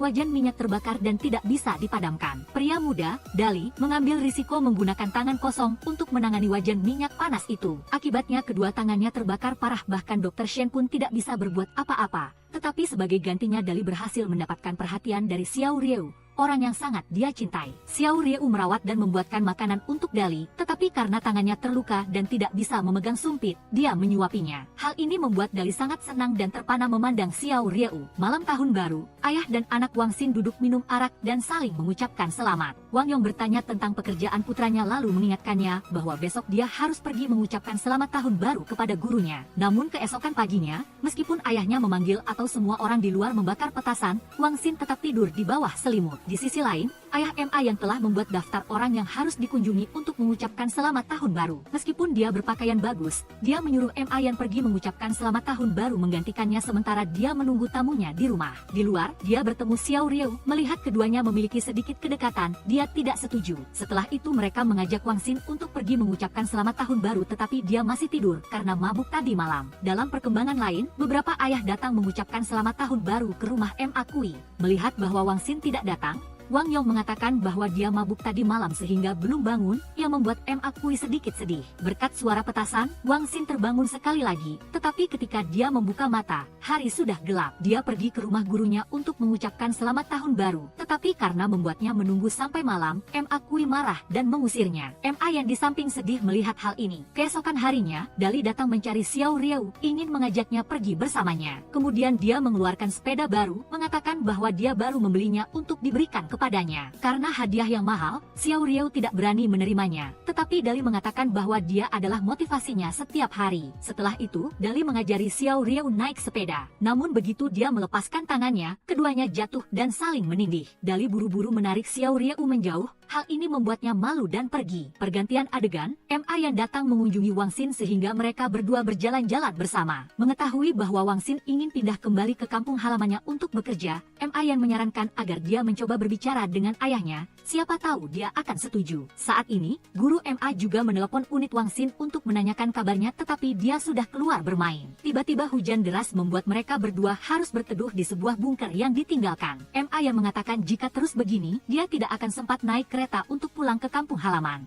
Jika tidak bisa pulang malam ini, Wang Xin akan dimarahi habis-habisan oleh guru MA. Tetapi demi MA Yan dia bersedia. Karena cuaca dingin, Wang Xin memakaikan jaketnya pada MA Yan. Hal ini membuatnya senang. Di rumah, orang tua MA Yan sedikit khawatir karena dia belum kembali. Namun hujan turun deras hingga larut malam, sehingga Wang Xin dan MA Yan hanya bisa menyalakan api untuk berlindung di tempat itu. Cuaca semakin dingin, Wang Xin menyuruh MA Yan duduk di pangkuannya agar dia bisa menghangatkannya. Jarak yang dekat membuat mereka berdua tidak bisa menahan diri dan bibir mereka bersentuhan. Keesokan paginya MA Yan memberitahu bahwa ayahnya sedang dalam perjalanan ke sana dengan kereta api. Mendengar hal ini, Wang Xin berpikir bahwa pantatnya akan mengalami cedera kali ini. Setelah itu guru MA mencari MA Yan dan dia memberitahu bahwa tadi malam karena khawatir dia kedinginan, sekarang Wang Xin sedang sakit. Ketika guru MA masuk, Wang Xin berakting seperti aktor kelas A, tetapi tipu muslihatnya ini tidak bisa menipu guru MA. Khawatir dia melakukan hal buruk pada putrinya, guru MA bertanya kepada Wang Xin apa yang terjadi tadi malam. Wang Xin mengatakan bahwa mereka berdua duduk berdekatan untuk berlindung dari hujan sampai subuh baru pulang dan tidak terjadi apa-apa. Guru MA mengatakan banyak hal yang tidak dimengerti oleh Wang Xin yang membuatnya marah dan ingin memberinya pelajaran. MA Yan yang berada di luar mendengar hal ini langsung masuk dan mencegahnya. Setelah itu MA Yan hanya bisa berpamitan dengan Wang Xin untuk mengikuti ayahnya kembali. Sesampainya di rumah, ibu MA Yan mengatakan bahwa orang tuanya sangat khawatir padanya. MA Yan mengatakan bahwa tidak terjadi apa-apa di antara mereka berdua tadi malam yang merusak nama baiknya, jadi mereka harus tenang. Di stasiun, Wang Xin memergoki dua orang yang berakting bersama untuk menipu uang seorang paman yang terburu-buru naik kereta. Ketika kedua orang itu sedang asyik membagi uang, mereka tertangkap basah oleh Wang Xin. Segera Wang Xin menceritakan kemenangan ini kepada guru MA. Wang Xin ingin dipindahkan ke kampung halamannya, tetapi guru MA tidak setuju dan malah memarahinya. Pergantian adegan, Xiao Riu yang baru saja bisa naik sepeda sudah ingin pergi berbelanja sendiri. Begitu Dali berbalik, dia sudah terjatuh dan roda sepedanya terlepas. Melihat itu, Dali hanya bisa menggendongnya dan membawa sepeda itu pulang. Tapi setiap kali dia bertemu orang yang dikenalnya, dia akan menyapa dan bertanya, yang membuat Xiao Riu malu. Sesampainya di rumah, meskipun diusir, Dali tetap bersikeras untuk tinggal dan memasak untuknya. Di kereta, Wu mengatakan bahwa Dali terlihat jujur dan lugu, tetapi di dalam hatinya dia penuh muslihat. Mereka menggoda Dali, mengatakan bahwa dia sengaja melepas sekrup sepeda agar Xiao Riu terluka, untuk bisa berdekatan dan menggendongnya pulang. Pergantian adegan, MA Kui ketika kembali melihat istrinya sudah pingsan. Dokter mengatakan bahwa waktu istrinya tidak banyak lagi. Saat ini Su Fang menderita kanker paru-paru stadium akhir dan dia tidak pernah memberitahu suaminya. Hal ini bagaikan sambaran petir baginya, dia langsung bertanya mengapa istrinya menyembunyikan hal ini. Namun dia hanya ingin menjalani hari-hari yang damai di samping keluarga dan tidak ingin suami dan putrinya khawatir. Dia sedih mengingat masa-masa di samping istrinya, lalu Wang Xin datang. Melihat Wang Xin, Su Fang berharap bisa menitipkan MA Yan kepadanya. Su Fang berpesan kepada MA Kui untuk menjaga keluarga dengan baik. Jika mungkin, dia berharap dia dan Wang Yong bisa melepaskan ikatan yang ada. Namun saat dia masih berbisik curhat, Su Fang telah meninggal dunia tanpa disadari. Saat makan, MA Kui merasakan kekosongan dan menyalahkan dirinya sendiri karena tidak memperhatikan kesehatan istrinya. MA Yan menghibur ayahnya agar segera melupakan hal ini karena masa depan pasti akan lebih cerah. Beberapa hari kemudian MA Kui mendatangi toko MA Yan dan mengetahui bahwa dia tidak datang bekerja hari ini. Sesampainya di rumah, dia mengingatkan MA Yan untuk menjaga adiknya dengan hati-hati karena saat ini banyak orang asing datang ke desa. Pergantian adegan dalam rapat personel. Kepala tim Jiang mengatakan bahwa masalah penyelundup narkoba kini telah mencapai wilayah Ganzhou Ningyang. Karena semua orang tidak memahami narkoba, kepala tim ingin mengundang MA Kui ke tim kriminalnya. Dia segera dipindahkan ke Harbin dan dia ingin asistennya adalah Wang Xin. Di kereta, MA Kui tiba-tiba bertemu lagi dengan Ming Jie. Ming Jie mengatakan bahwa setelah tiba di Harbin, jika ada sesuatu yang membutuhkan bantuan, MA Kui bisa mencarinya. Pada saat yang sama, Wang Xin yang berpura-pura tidur dicopet, tetapi pencopet itu dengan mudah ditangkap olehnya. Rekan kerja Wang Kui mengatakan bahwa guru MA tidak pernah memukul atau memarahi seperti yang dia katakan. Sebaliknya, guru MA selalu memujinya di depan rekan kerja yang membuat membuat Wang Xin tidak percaya. Keesokan paginya Ma Kui bertemu kembali dengan teman butanya, tetapi tak disangka meskipun tidak bisa melihat, temannya masih bisa mengenali identitasnya. Malam itu, kedua paman dan keponakan itu tiba di kaki hutan di sebuah penginapan, tetapi tempat ini tidak mengizinkan mereka menyalakan lampu atau menggunakan kompor listrik. Pemilik rumah ingin menyita kompor listrik mereka, yang membuat Wang Xin kesal. Guru Ma mengingatkan Wang Xin bahwa mereka adalah polisi yang sedang menyamar, jadi mereka harus bersabar dalam banyak hal. Para penjahat memiliki hidung yang tajam, jadi mereka tidak boleh membuat gerakan gegabah yang dapat memberi mereka kesempatan untuk melarikan diri.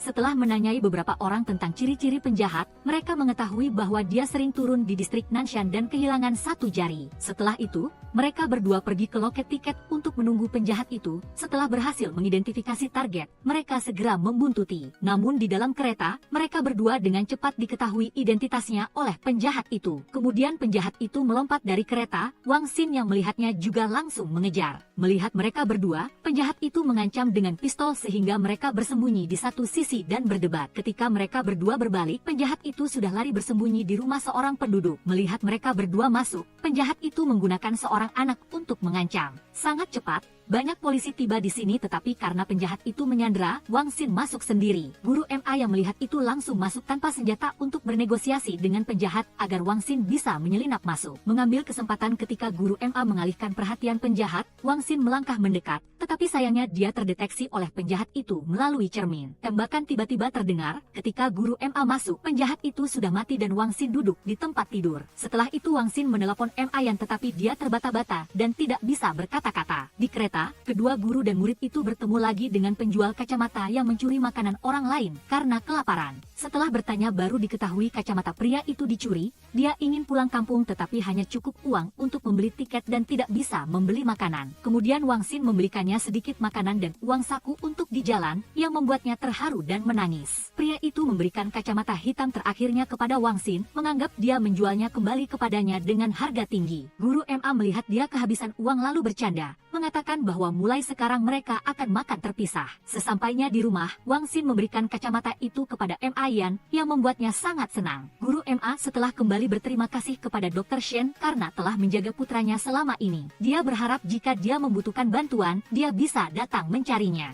Melihat kacamata di rumah, Ma Kui tahu bahwa Wang Xin telah datang ke sini. Dia mengatakan bahwa Wang Xin sangat beruntung bisa kembali hidup-hidup. Mendengar ini membuat Ma Yan terkejut dan bertanya-tanya apa yang telah terjadi. Pergantian adegan, Xiao Rieu mencari Wang Xin untuk menanyakan kabar pekerjaannya. Setelah Wang Xin pergi, Dali datang dan ingin mengajaknya menonton film tetapi ditolak. Sekarang Ma Yan baru mengerti mengapa Wang Xin terbata-bata saat menelepon. Meskipun guru-guru menyukai Wang Xin, Guru Ma tidak setuju mereka berdua bersama. Di kantor polisi, semua orang memuji kedua guru dan murid itu setelah kasus kali ini. Kepala tim ingin Wang Xin menceritakan secara detail kejadiannya, tetapi dia terus melebih-lebihkan ceritanya yang membuat Guru Ma berulang kali mengingatkannya. Sekembalinya ke rumah, Wang Xin juga diberi selamat oleh ayahnya atas keberhasilannya. Dia mengingatkan putranya bahwa ketika menghadapi pelaku bersenjata, dia harus berhati-hati dan tidak boleh terburu-buru. Saat itu, Ma Yan juga mencuri arak 20 tahun milik Ma Kui untuk merayakan Wang Xin.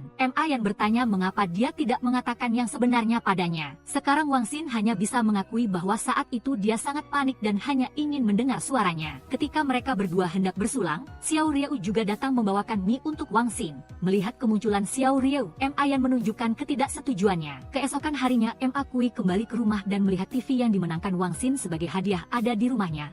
Baru dia tahu bahwa Wang Xin telah membawanya sebagai hadiah. Melihat itu, dia langsung marah dan tidak setuju, meminta Ma Yan mengembalikannya. Saat makan, Wang Yong mengingatkan Wang Xin untuk melupakan pemikiran tentang bersama Ma Yan. Kisah lama kedua ayah mereka telah memengaruhi hubungan mereka. Mereka tidak ingin Wang Xin dan Ma Yan bersama. Malam itu, seluruh desa duduk menonton TV, dan Xiao Nian juga membawa Yan Hong untuk diperkenalkan. Setelah itu, seluruh desa menikmati malam menonton film yang menyenangkan, sementara Dali harus menjaga tiang antena di samping. Keesokan harinya, Guru Ma senang ketika Paman Peng kembali mengunjungi tempat itu. Dia mengatakan bahwa di masa lalu saat melakukan perjalanan bisnis dia tiba-tiba menderita penyakit kritis. Paman Peng adalah penyelamatnya, menggendongnya belasan mil untuk bisa sampai ke rumah sakit kabupaten. Mereka berdua berbincang-bincang, Ma Kui berharap Ma Yan akan memperlakukan ayah dan anak Paman Peng dengan baik di masa depan. Malam itu, Dali membeli TV untuk Xiao Rieu, tetapi ketika dia menyalakannya, TV itu tidak hidup. Keesokan harinya Dali membawanya untuk diperbaiki, pemilik toko mengatakan bahwa dia telah ditipu untuk membeli TV palsu. Xiao Rieu melihat dia kehilangan uang untuk membeli barang-barang seperti itu dan menyarankan dia untuk melapor ke polisi tentang tindakan penipuan itu. Dali datang untuk membicarakan hal ini dengan Wang Xin.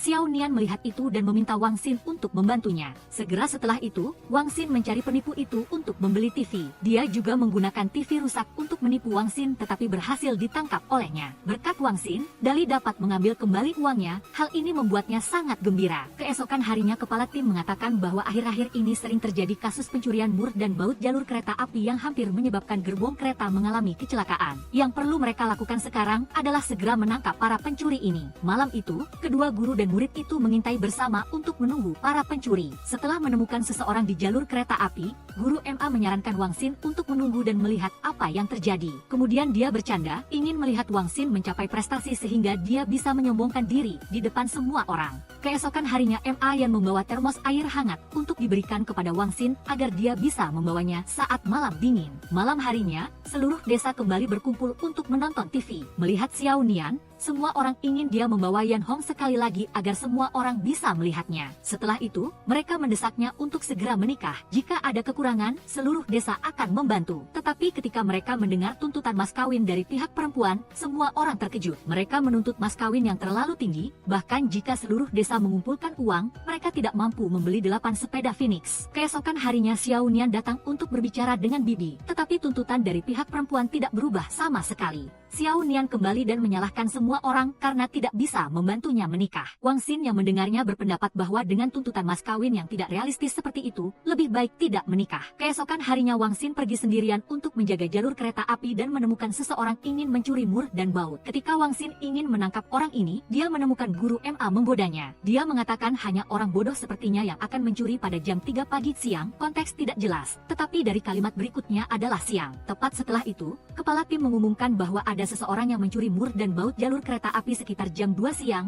membuat guru MA terdiam. Begitu sampai di luar, guru MA tiba-tiba sakit perut. Wang Xin yang melihatnya bergegas membawanya ke rumah sakit. Dokter mengatakan guru MA menderita radang usus buntu, jadi Wang Xin menyuruhnya beristirahat sampai sembuh, dan mereka akan melanjutkan pekerjaan bersama. Tetapi guru MA mengatakan dia harus mengabaikannya dan melanjutkan pekerjaannya. Dokter Shen mengatakan guru MA harus tinggal untuk observasi dan tidak boleh marah atau terburu-buru. Pergantian adegan, kedua guru dan murid itu sedang bertugas bersama. Wang Xin menyarankan guru MA untuk pulang dan beristirahat demi kesehatannya. Guru MA yang mendengar itu berpikir bahwa Wang Xin menganggapnya tua dan lemah sehingga tidak membutuhkannya. Setelah menunggu beberapa hari ini mereka berdua akhirnya bisa melihat pencuri mur dan baut jalur kereta api. Wang Xin yang melihatnya langsung berpura-pura berdiri, seolah-olah baru saja selesai dari kamar kecil. Melihat kedua guru dan murid itu, pencuri itu segera naik ke mobil dan melarikan diri. Wang Xin yang melihat itu langsung mengejar, tetapi naas bagi pencuri itu, ban mobilnya tiba-tiba meletus yang membuatnya terjatuh. Sangat cepat dia berhasil ditangkap oleh kedua guru dan murid itu. Ketika ditanya ayahnya,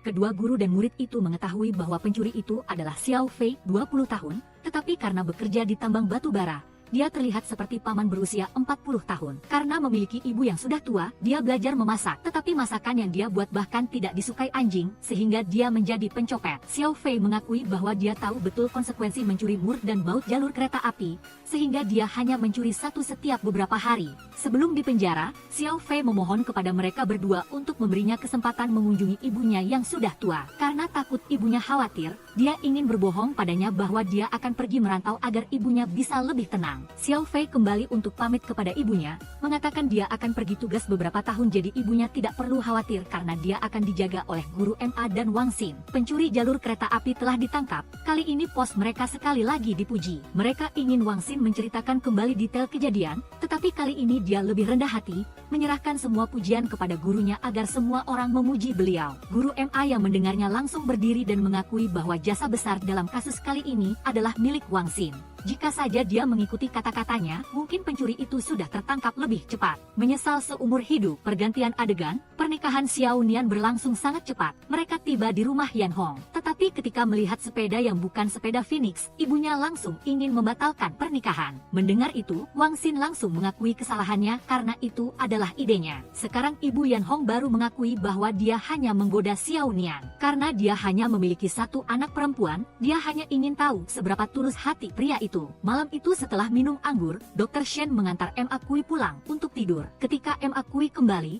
dia melihat Dr. Shen mabuk dan tidur di rumahnya. Setelah itu, rombongan Xiao Nian menyalakan musik untuk menari bersama. Ma Yan dan Xiao Yao menari sampai mereka saling menjambak rambut dan berkelahi. Wang Xin kembali dan segera ditanyai ayahnya apakah mereka berdua berkelahi karena dia. Ia sekali lagi mengingatkannya bahwa ia dan Ma Yan tidak bisa bersama. Di sisi lain, Xiao Yao menulis surat sedih kepada Wang Xin bahwa dia akan pergi. Tetapi tindakannya ini dilihat oleh Ma Yan. Keesokan harinya Nyonya Shen bangun dan keluar dari rumah Tuan Ma lalu tertangkap basah oleh kamera berjalan yang langsung bergosip dengan suaminya. Dia membantah, mengatakan bahwa ketika istrinya masih hidup, Nyonya Shen sering datang. Yao Ling bertemu Wang Xin yang sedang menuntun sepedanya keluar, jadi dia ikut bersamanya karena searah. Dia bilang dia sudah membaca surat yang menunjukkan ketulusan hatinya. Keduanya berjanji untuk melupakan perselisihan dan hidup bahagia bersama, lalu dia langsung setuju. Akan tetapi maksudnya adalah ingin menjalin kembali cinta lama dengannya, tetapi dia melihat di sana dia menulis ucapan selamat berbahagia dirinya dengan Ma Yan. Dia pun buru-buru mengucapkan selamat berbahagia juga padanya lalu mengayuh sepedanya ke tempat kerja membuat Yao Ling kebingungan bertanya-tanya ada apa. Saat kereta menuju Harbin sedang kacau, anak kecil Dongdong ini tertangkap basah. Kapten Jia mengadakan rapat untuk melihat siapa yang menerima tugas ini, tetapi semua orang beralasan sedang menjalankan tugas lain. Karena tidak ada yang mau menerima, Wang Xin mengangkat tangan untuk mengambil alih tugas penyelidikan ini. Maka, Guru Ma dan Wang Xin naik kereta ke Harbin untuk memulai penyelidikan. Mereka pergi ke sebuah penginapan untuk makan dan berbincang-bincang tentang beberapa hal di masa lalu. Keesokan paginya, mereka berdua berjalan-jalan di sekitar untuk memeriksa penduduk setempat apakah ada yang tidak memiliki anak. Wang Xin berkata,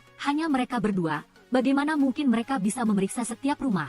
Lalu mereka melihat di depan ada sekelompok orang yang sedang mengeroyok seorang paman. Guru Ma dan Wang Xin maju untuk menghentikan, tetapi mereka juga dipukuli. Karena pihak musuh terlalu banyak, mereka harus melarikan diri. Tetapi sesaat kemudian mereka kembali dihadang dari kedua sisi. Xiao Jia, yang adalah orang sini, datang dan berkata bahwa dia adalah teman baik dari Dang Kue, lalu mereka bergegas pergi. Xiao Jia berkata di sini semua orang takut pada Dang Kue, jadi begitu menyebut namanya, para preman akan langsung lari. Dia bahkan tahu jelas bahwa mereka berdua adalah polisi karena tahun lalu mereka datang untuk menyelesaikan kasus sekelompok penjual ayam panggang yang menindasnya. Jadi mereka meminta nomor telepon untuk memudahkan komunikasi satu sama lain. Wang Xin kembali dan buru-buru menelepon Ma Yan untuk berbagi cerita dengannya. Lalu Guru Ma berkata agar dia tidak main-main dengannya. Guru Ma pergi keluar sendirian untuk mengunjungi teman lama bernama Ming Jie lalu melihat bungkusan uang transaksi di atas meja. Dia pun buru-buru menutupinya lalu bertanya kepada temannya itu pergi kemana sampai datang ke sini. Gurunya sekarang adalah atasan besar, tetapi Ma Kui masih menasihatinya agar tidak membiarkan orang lain memanfaatkannya lalu kembali ke kamar penginapan. Wang Xin buru-buru melapor bahwa sudah ada kabar tentang kedua anak itu. Dia bilang dia sudah menelepon Jin Long palsu, dan dia mengatakan teman polisinya melihat sepasang suami istri membuat kartu identitas untuk putra mereka. Tuan Ma tidak senang sama sekali dan malah menyalahkan dia yang bertindak ceroboh tanpa meminta izinnya. Mereka berdua buru-buru pergi di malam hari untuk menyelidiki wanita pedagang manusia itu, tetapi keberadaannya masih menjadi misteri. Keesokan harinya mereka berdua pergi ke kedai minuman bersama Xiao Jia untuk makan karena bantuan tulusnya. Sebelum naik kereta, Xiao Jia memberikan masing-masing satu kantong hasil bumi daerah pegunungan dan berjanji bertemu lagi. Sekembalinya ke rumah, mereka berdua dipuji dan diberi penghargaan karena telah menemukan anak yang diculik. Saya datang bersama Ming Jie dan putrinya dari Harbin ke sini agar dia bisa tinggal di sini untuk sekolah dan tidak lagi di asrama. Ma yang senang karena akan segera punya teman untuk curhat. Meskipun negara telah menambah 406 gerbong kereta, jumlah kiriman dan penumpang yang bepergian meningkat drastis. Saking padatnya, kereta kelebihan muatan sehingga tidak bisa jalan, jadi harus mengurangi jumlah penumpang. Tiba-tiba di dalam kereta ada seorang paman berteriak bahwa ada orang yang ingin membunuhnya, lalu Wang Xin datang untuk melihat situasi. Dia menunjuk sembarangan sehingga semua orang mengira paman ini gila. Setelah ditanya, baru ketahuan dia melakukan itu hanya agar bisa tidur nyenyak di kereta. Karena kereta terlalu ramai, pertengkaran dan perselisihan sering terjadi sehingga mereka dibawa masuk untuk menyelesaikan konflik. Keesokan harinya Ma yang pulang dari pasar melihat ayahnya sedang menjahit pakaian untuk Lily agar dia tinggal di sekolah beberapa hari untuk belajar ujian agar lebih mudah.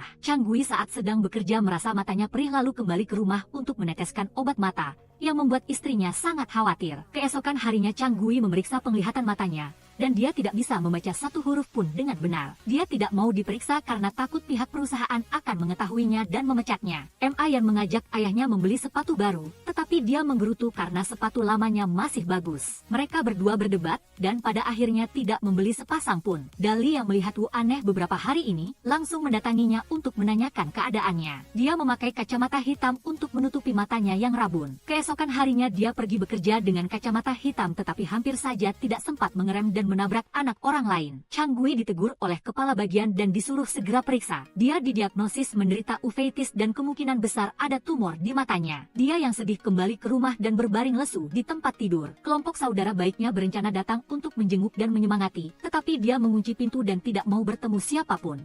Jinlong tua datang jauh-jauh untuk menemui Wang Xin. Dia bertemu Yao Ling dan bertanya arah, lalu dia menunjukkan rumah untuk didatanginya. Jinlong datang dan melihat Ma Yan keluar dari kamar. Dia agak terkejut karena takut mengganggu mereka berdua. Setelah bertanya, baru diketahui dia adalah putri paman Ma dan Long tua semakin senang untuknya. Setelah makan dan minum sampai kenyang, dia berkata dia datang ke sini untuk meminta bantuan kepadanya. Dia sangat ingin kembali ke Harbin tetapi tiket kereta sulit dibeli, jadi dia meminta bantuan padanya untuk membelikan tiket tempat tidur. Dia segera membelikannya satu tiket, lalu Ma yang berlari datang memberikan beberapa makanan khas Ningyang kepadanya. Ma yang pulang ke rumah dan melihat sepatu yang sudah ia buru beberapa hari ini, tetapi selalu kehabisan stok. Setelah ditanya-tanya terus, lalu dia baru bilang kalau dia sudah memesan khusus dari pabrik di selatan untuknya sepasang. Setelah selesai bicara, dia memakaikan sepatu itu padanya dan menceritakan kisah Paman Peng yang pernah menyelamatkan nyawanya. Dia ingin agar dia memperlakukan Xiao Li dengan baik, lalu dia mengangguk setuju. Saya datang bersama Dali yang gelisah menjengukku untuk menanyakan kondisi penyakitnya, tetapi dia malah bilang itu hal sepele dan dia tidak peduli. Dia bilang dia sudah jauh-jauh pulang kampung menemui tabib sakti untuk meminta resep obat untuk Wu. Wu yang melihatnya langsung bertanya terus terang, apakah kamu masih mengincar posisiku? Kenapa kamu begitu baik? Dali bilang mereka adalah satu keluarga jadi dia tidak pernah iri pada siapapun, lalu dia berkata dengan terharu kepada kepala bagian. Dia ingin menyerahkan pekerjaannya saat ini kepada Dali membuat semua orang sangat terkejut dan senang karena dia telah berubah sikap. Dali dengan gembira mengajak Yao Ling makan untuk merayakan pekerjaannya. Sebenarnya hari ini dia ingin menyatakan cinta kepadanya, tetapi dia ragu-ragu setengah hati. Dia mengira dia setuju lalu saking senangnya dia tidak sengaja mematahkan kaki meja membuat semua makanan jatuh ke lantai. Dalam pekerjaannya dia masih melamun memikirkan Yao Ling dan tidak mau fokus mengamati. Lalu ditegur rekan kerjanya. Jinlong di kereta didatangi seorang pria yang memegang tas tali penuh darah yang berlumuran di tubuhnya. Dia langsung meminta pria itu ganti rugi. Pria itu pun langsung membayar, lalu kepergok polisi. Setelah memeriksa tas tersebut, ditemukan ada kaki manusia di dalamnya. Dia mengaku kepada polisi bahwa dia menemukannya di stasiun Ningyang. Dia bersikeras bahwa dia hanya tidak sengaja menemukannya. Lalu Wang Xin bertanya apa yang dia lakukan di Songlin, dan dia terkejut lalu terbata-bata menyangkal. Setelah beberapa lama didesak, dia akhirnya mengakui kebenarannya. Dia bilang dia punya pacar di Songlin jadi dia singgah ke sana mengunjunginya. Saat pulang, dia menemukan tas ini di stasiun dan berpesan kepada polisi agar tidak memberitahukan istrinya tentang dia punya pacar. Setelah hasil pemeriksaan keluar, diketahui bahwa ini adalah kaki seorang pemuda bernama Gui An yang punya catatan kriminal pencurian. Mereka berdua segera pergi ke rumahnya untuk menanyakan beberapa informasi dari ibu kandungnya. Dia bilang putranya meniru orang bernama Tonggang, makanya dia ditangkap dan dipenjara. Guru Ma dan Wang Xin pergi mencari Tonggang dan melihat dia sedang menggendong seorang nenek pulang karena terpeleset. Dia mengantar mereka berdua ke kamar, lalu mereka menyebut Gui An, dan dia bilang sudah lama tidak ada kontak dengan anak itu sejak musim dingin tahun lalu. Setelah bertanya sebentar, mereka berdua merasa telah dibohongi oleh Tonggang lalu menginap untuk mengawasinya semalaman. Keesokan harinya, Yao Ling berdandan cantik untuk pergi berkencan dengan Dali. Karena menghindari anak-anak, Dali hampir menabrak Jinlong yang sedang berjalan datang. Yao Ling mengenali orang ini yang hari sebelumnya datang mencari Wang Xin. Jinlong memungut kancing baju yang dijatuhkan Yao Ling, sementara Dali di sisi ini sedang bertanya tentang bagaimana pernikahan temannya. Tim Ma Kui, setelah mengintai, melihat Tonggang keluar membawa tas lalu berjalan-jalan ke sebuah rumah kosong. Kemudian keluar membuang tas itu ke dalam tempat sampah.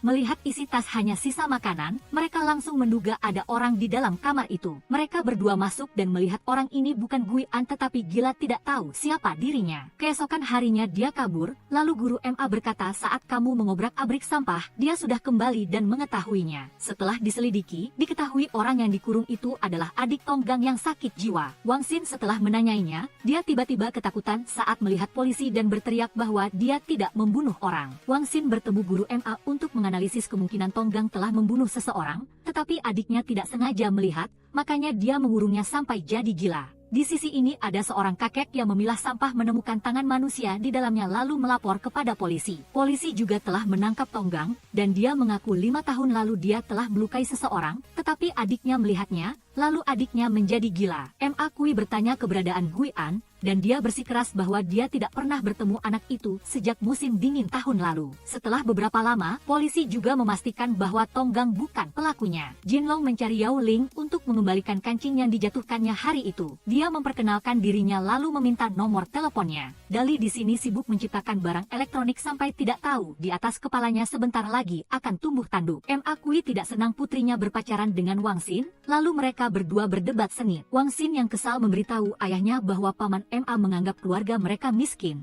Padahal kenyataannya keluarga dia lebih berada dari keluarga paman itu. Di kereta, paman ini sedang meregangkan badan, lalu wanita di depannya berteriak bahwa dia adalah seorang penjahat. Dia terkejut melihat celananya robek entah sejak kapan, dia juga kehilangan dompet lalu melapor kepada polisi. Merasa nama orang ini mirip dengan si pencopet Xiao Qi, guru Ma dan Wang Xin harus mengemban tugas ini lagi. Ma Kui mengamati kereta, ada seorang kakek buta yang sedang mencari putrinya yang sudah lama hilang. Mulutnya masih bergumam lalu berbicara tanpa harapan. Setelah beberapa perjalanan, Jinlong baru bisa bertemu Ma Kui dan Wang Xin untuk duduk di meja minum dan curhat. Dali melihat Yao Ling membeli baju baru lagi, lalu dia mengungkapkan pendapatnya tentang berhemat, dan dia mulai merasa ada perbedaan pendapat. Dia bilang beberapa hari lagi dia akan pergi ke Harbin menemui teman lama, lalu dia buru-buru bilang ingin mengantarnya. Yao Ling bilang pekerjaan asisten masinisnya tidak mudah didapatkan, jangan sedikit-sedikit memikirkan hal lain. Dia menasihatinya agar jangan terlalu memusingkannya lagi, lalu pergi.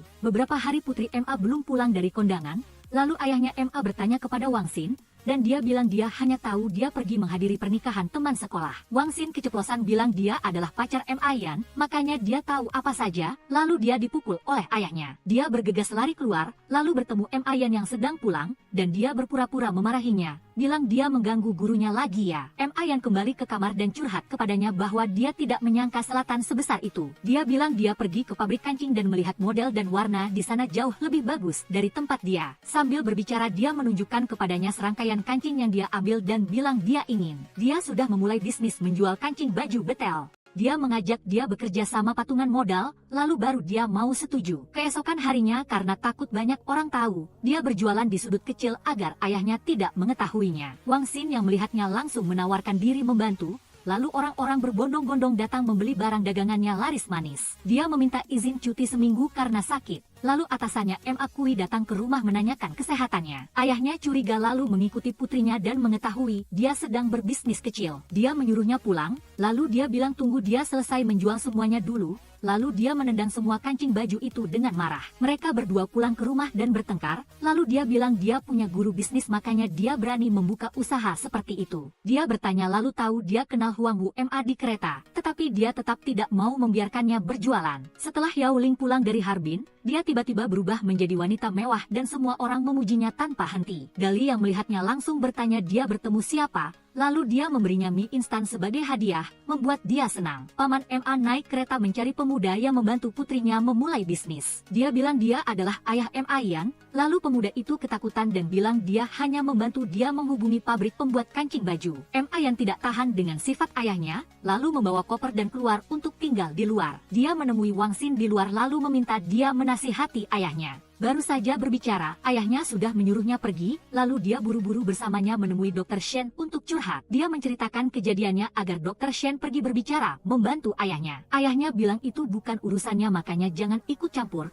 Lalu dia merasa tersinggung dan merajuk pulang meski ayahnya merayu dan meminta maaf. Sesampainya di rumah Dr. Shen bilang mereka berdua harus bersabar sebentar lagi baru bisa berhasil. Keesokan harinya paman Ma datang ke lapak jualannya menyuruhnya segera pulang. Lalu dia bilang jika ayah tidak mengizinkannya berjualan, dia tidak akan mau pulang. Dia langsung menjajakan kancing bajunya, lalu dia hanya bisa pasrah pergi. Yao Ling setiap hari menunggu surat dari Jinlong, tetapi dia menunggu lama tidak ada balasan darinya. Dali yang melihatnya langsung bertanya dia menunggu surat dari siapa, lalu dia mengelak dan pergi. Malamnya dia membuat kejutan untuknya dengan radio yang dia ciptakan sendiri. Mereka berdua mendengarkan musik dan menari sebentar, lalu mesin itu tiba-tiba mengeluarkan asap. Sambil memanfaatkan momen ini, dia menyatakan cinta padanya, lalu dia langsung mengangguk setuju. Saat sedang mengendarai mobil, mereka berdua bertemu lagi dengan Jinlong yang datang berkunjung ke Harbin, membuat dia sangat terkejut. Dali memamerkan bahwa dia adalah tunangannya, lalu wajah Jinlong berubah dan mengucapkan selamat kepada mereka berdua. Dia bilang dia datang ke sini untuk menemui orang yang dia rindukan siang dan malam. Setelah berjalan sebentar, Yao Ling bilang perutnya sakit, lalu menyuruh dia mengantarnya pulang.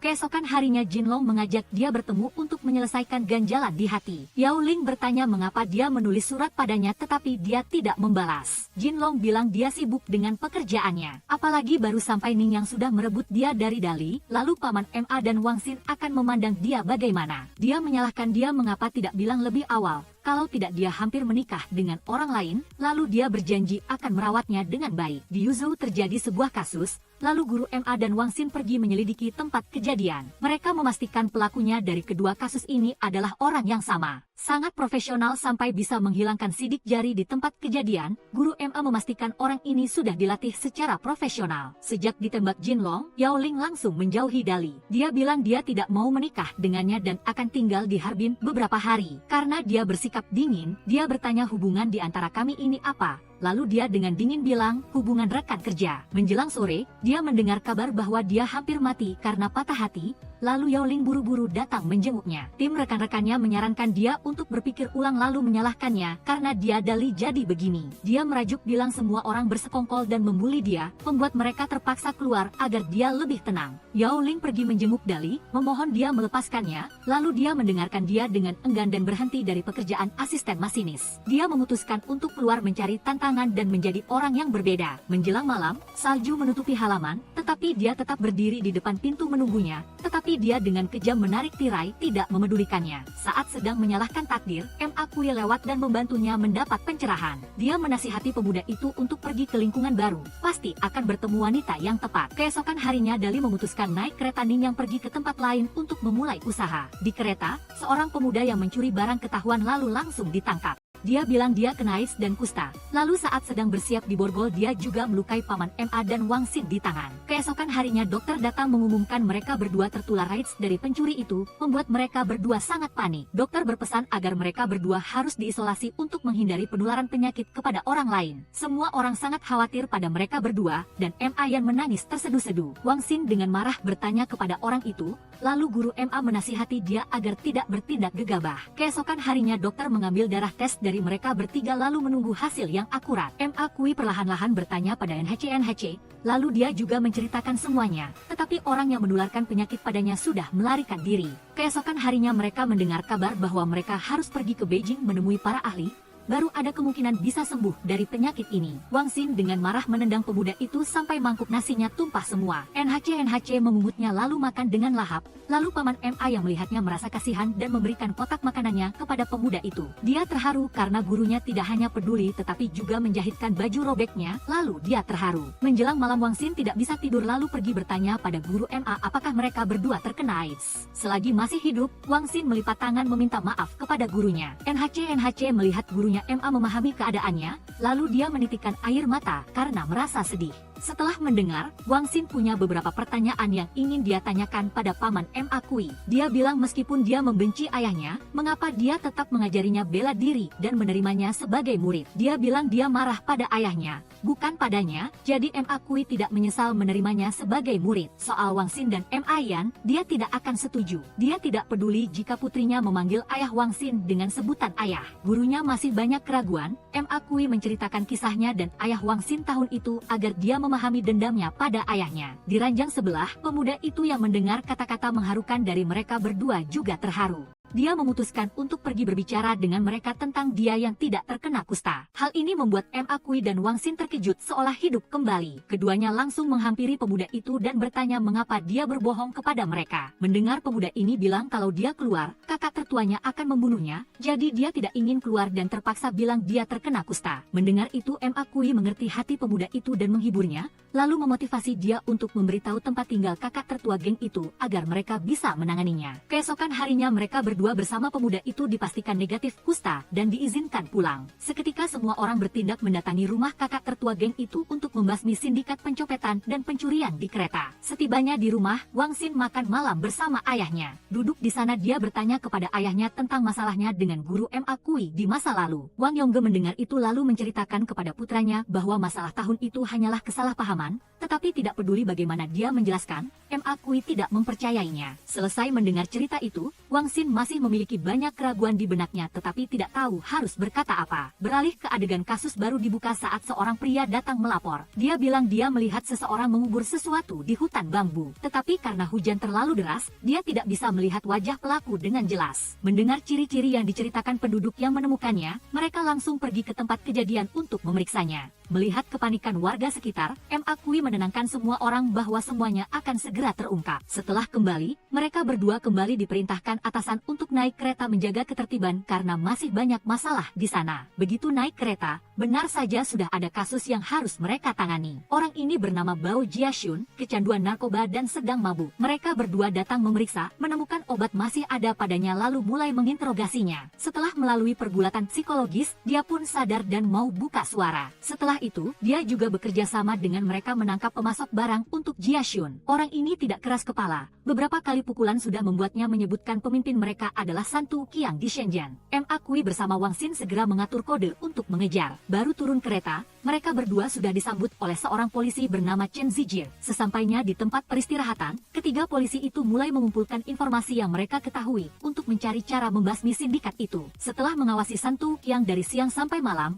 mereka melihat dia beraksi, lalu Wang Xin segera membuntutinya. Tetapi sesampainya di sana, Wang Xin tidak bisa masuk karena wisma itu sudah penuh. Jadi dia tidak bisa membuntutinya lebih dekat. Sambil duduk di warung air, mereka berdua mulai merencanakan strategi lain sambil menunggu untuk mengawasi. Setelah semalaman tidak ada yang aneh, MA Kui dan Wang Xin kembali ke kamar untuk beristirahat. Saat ini polisi Trikit datang berbicara dengan mereka tentang informasi baru yang dikumpulkan. MA Hoi berkata bahwa TMU Chengge ini belum ada pergerakan apapun selama sehari ini, sehingga belum ditemukan petunjuk. Trikit lalu mengatakan bahwa mereka sudah berbicara dengan pemilik toko, mendapat informasi dari dia bahwa Tian Wu Chengge ini sudah menyewa kamar itu jangka panjang dengan alasan membuat kerajinan. Setelah itu dia berpesan kepada MA Hoi dan Wong Tan untuk beristirahat agar orang-orang mereka bisa membantu. Siang lalu malam sudah berlalu beberapa hari tetapi gerak-gerik Tian Wu Chengge ini masih tidak ada perubahan, mulai membuat MA Hoi dan Wong Tan gelisah. Tetapi kejutan terjadi ketika mereka pulang untuk beristirahat, polisi Trikit malah datang. Dia bilang sudah ada kabar barang kelompok penyelundup itu akan dipindahkan 2 hari lagi. Jelas mereka selalu bersiaga mengawasi tidak melihat Tian Wu Chengge ini ada pergerakan apapun tapi barangnya sudah siap dipindahkan. Sambil merenung, Wong Tan teringat kembali aksi merokok Tian Wu Chengge. Setiap kali keluar ke balkon dia hanya menghisap 1-2 isapan lalu membuangnya ke tanah, jadi sangat mungkin informasi kontak ada di sana. Saya datang dan mereka kembali mengawasi pria itu. Benar saja seperti yang diduga, ada seorang yang menyamar sebagai wanita datang mengambil puntung rokok itu lalu pergi. Mereka langsung mengikuti lalu menangkapnya. Orang ini tak lain adalah pria di kapal tempo hari yang ditangkap karena narkoba. Dia sendiri yang mengungkapkannya tetapi sekarang dia masih tidak mau menyerah dan tetap berada di jalur ini membuat MA Hoi bersedih. Duduk di sana dia mengungkapkan apa yang dia tahu kepada mereka. Kelompok kriminal ini beroperasi secara independen, setiap orang satu tugas, tidak ada yang berhubungan dengan yang lain. Terlebih lagi, pemimpin kelompok mereka semua berada di Harbin. Sudah bertahun-tahun ini sekali lagi ditangkap oleh MA Hoi. Dia berkata bahwa itu adalah takdir dirinya. Tetapi sebelum ditangkap dia hanya punya satu permohonan, yaitu diizinkan bertemu putranya sekali lagi. Setelah itu dia menceritakan kepada MA Hoi kisah bahwa dulu dia punya seorang putra, tetapi karena nasib dan keadaan saat itu dia terpaksa meninggalkan putranya di kereta tahun itu.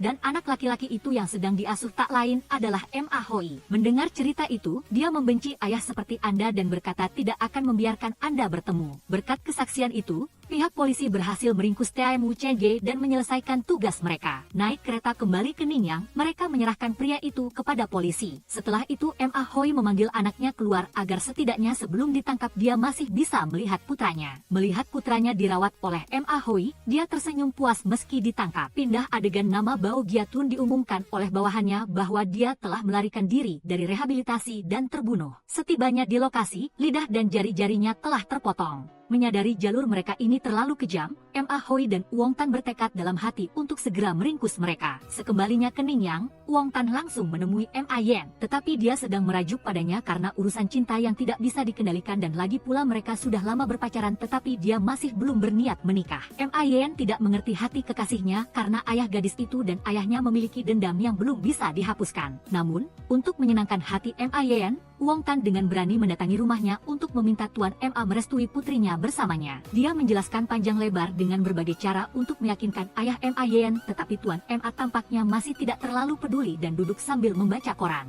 Ma Yan di kamar merasa gelisah lalu keluar dan menambahkan bahwa dia ingin bersama Wong Tan. Sampai di titik ini Ma Hoi juga tidak bisa melarang cinta mereka berdua.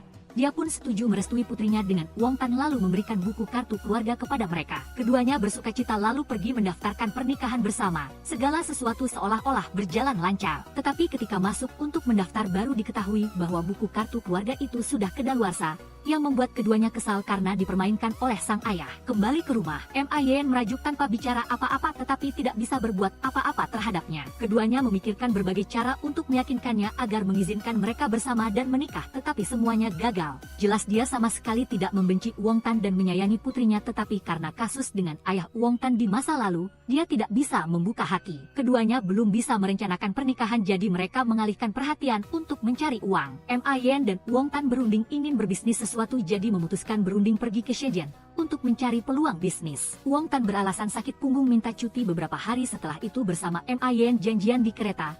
Sesampai di sana melihat Wong Tan sudah di kereta, Ma Yan langsung naik. Mereka tidak tahu bahwa ayah Ma Yan juga sudah mengawasi dan berada di atas sana. Keduanya bersemangat mengobrol tentang perjalanan mereka yang akan datang bersama rencana untuk menjadi kaya. Namun belum sempat menjadi kaya, mereka sudah melihat sang ayah Ma Hoi. Dia memanggil Wong Tan keluar untuk berbicara empat mata dengannya. Berdiri di sana, kedua pria itu berbicara. Dia mengatakan bahwa dia tidak perlu Anda menghasilkan banyak uang baru mau menikahkan putrinya. Begitu juga dengan fakta bahwa mereka tidak mendapat restunya karena banyak masalah lain yang tidak nyaman dia sebutkan. Sedangkan soal niat Anda meninggalkan pekerjaan sebagai polisi untuk berbisnis, itu terserah pilihan Wong Tan. Dia tidak akan ikut campur. Berdiri di sana Wong Tan mengingat kembali masa-masa dia menjadi polisi. Berbagai kesulitan dan tantangan dalam melindungi rakyat kini, jika disuruh berhenti sungguh sulit melepaskannya. Oleh karena itu, dia memutuskan turun dari kereta dan tinggal bersama Tuan Ma untuk melanjutkan perjalanan dan tugasnya melindungi rakyat. Pindah adegan, kasus lain datang. Seorang wanita bernama TRNL Mai dibunuh dengan cara yang sama dengan pelaku kasus pembunuhan di kereta api. Dia dibunuh dalam perjalanan pulang kerja di pagi buta. Setelah mendengar situasinya, Wong Tan segera pergi ke sana untuk mengukur informasi tentang tersangka dan melihat tempat kejadian. Setelah mengukur dan membandingkan para tersangka, semua orang itu memiliki alibi yang jelas. Jadi, pada dasarnya dapat dipastikan bahwa pembunuh Mai bukan orang yang sering berada di dekatnya. Ma Hoi berkata bahwa mereka tidak bisa hanya diam dan bersikap pasif. Justru karena hal inilah, kasus-kasus mulai dari narkoba hingga pembunuh belum ditemukan pelakunya. Cukup temukan petunjuk lagi, pasti akan ada titik terang. Kasus ini belum selesai, kasus lain datang, seorang mahasiswi hilang di stasiun kereta. Ada yang bilang melihat mahasiswi itu turun dari kereta lalu dihentikan oleh seorang wanita paruh baya untuk berbicara. Beberapa saat kemudian, mahasiswi itu mengikuti wanita itu dan sejak saat itu menghilang. Atasan segera mengerahkan semua orang untuk segera mencari keberadaan dan mencari saksi tambahan agar segera mendapat hasil. Wong Tan pergi kemana-mana mencari informasi tentang mahasiswi itu. Sampai di warung penjual pangsit, mendengar deskripsi tentang wanita yang bersama mahasiswi itu, Wong Tan merasa sangat mirip dengan wanita yang berdagang anak yang pernah dia temui sebelumnya. Sementara itu, Ma Hoi naik kereta mencari keluarga mahasiswi itu untuk mencari petunjuk tambahan. Sebelum pergi, dia tidak lupa berpesan kepada Wong Tan untuk menjaga putrinya dengan baik. Sesampai di rumah, karena tahu Kim Long tinggal di Harbin, Wong Tan meminta bantuannya untuk menyelidiki petunjuk tentang kelompok pedagang narkoba di sana. Malam tiba, setelah penyelidikan, Ma Hoi datang menjemput Ma Kin di rumah Bak STHM. Namun, karena Ma Kin sudah tidur, Bak STHM berkata agar Ma Kin bermalam saja di rumahnya, besok baru dijemput. Maka, Ma Hoi pun berjalan pelan pulang. Di luar Bak STHM tidak lupa memakaikan syal hangat untuknya. Hal ini tanpa sengaja dilihat oleh kamera berjalan di lingkungan itu yang lalu menggosipkan bahwa mereka berdua punya hubungan asmara. Hari berikutnya Ma Yan datang menjemput adiknya, Tepat pada waktunya Bagas THM juga sudah selesai memasak, jadi dia mengundang mereka berdua untuk makan malam bersamanya. Di sana mereka terasa seperti keluarga, melihat cara Bagas THM merawat MA Kin, MA Yen seperti ibu kedua bagi mereka. Kembali ke kasus, kebetulan seorang fotografer keliling berhasil mengambil foto mahasiswi yang hilang itu bersama wanita itu berjalan bersama. Melihat foto itu, Wong Tan menyadari bahwa itu adalah wanita di kereta tahun itu. Mendapat informasi tambahan bahwa mereka berdua pergi ke toko bakpao lalu jejaknya hilang, MA Hoi dan Wong Tan segera datang ke sana. Wong Tan masuk untuk memeriksa toilet tetapi dihentikan oleh pemilik toko yang mengatakan toilet di sana rusak. Tidak bisa masuk lewat depan, kita lewat jalan lain. Dia keluar mencari jalan lain untuk menyelinap masuk, sedangkan MA Hoi duduk sambil makan mengawasi pemilik toko. Setelah selesai melihat, mereka pergi. Wong Tan mengumpulkan sebuah gelang di halaman belakang rumah pria itu. Seketika, penjual bakpao ini dimasukkan ke dalam daftar tersangka dan dibawa untuk diinterogasi. Dia bersaksi bahwa warungnya adalah tempat wanita itu memancing anak-anak datang lalu menculik mereka. Tugasnya adalah menjaga agar mereka bisa melakukan tugasnya. Mendengar pengakuan ini, Wong Tan sangat marah. Mereka melakukan hal-hal yang tidak bermoral demi uang. Mengantar MA Hoi pulang, dia memuji muridnya hari ini yang telah menjalankan tugasnya dengan baik. Wong Tan yang dipuji oleh ayah mertuanya pun gembira dan tersenyum. Mengikuti petunjuk, kedua orang itu sampai di Harbin dan berhasil menemukan mahasiswi itu yang telah dijual kepada seorang kakek agar kakek itu menikahinya. Berkat Kim Long, mereka berhasil memecahkan kasus ini, sehingga MA Hoi dan Wong Tan berterima kasih kepadanya. Kim Long mengatakan bahwa dia akan menyelidiki lebih lanjut kasus narkoba jika ada informasi baru akan dilaporkan kepada mereka berdua. Kembali ke rumah, MA Hoi melihat putrinya mual-mual. Saat ini MA Yen mengatakan kepadanya bahwa mungkin dia sudah hamil, tetapi dia tidak percaya dan berpikir bahwa putrinya dan Wong Tan sedang mencari cara agar dia setuju. Namun keesokan harinya, ketika bertanya kepada ibunya MA Yen, ternyata benar MA Yen sudah kurang nafsu makan dan mual-mual beberapa hari ini. Dia mulai percaya dan khawatir pada putrinya. Keesokan harinya dia langsung memanggil Wong Tan ke rumah untuk menghukum mereka berdua. Di sana MA Yen dan Wong Tan berebut mengaku salah atas kehamilan MA Yen. Tujuan mereka hanya ingin bersama. MA Hoi tidak mau percaya itu adalah kenyataan lalu menemui Bagas THM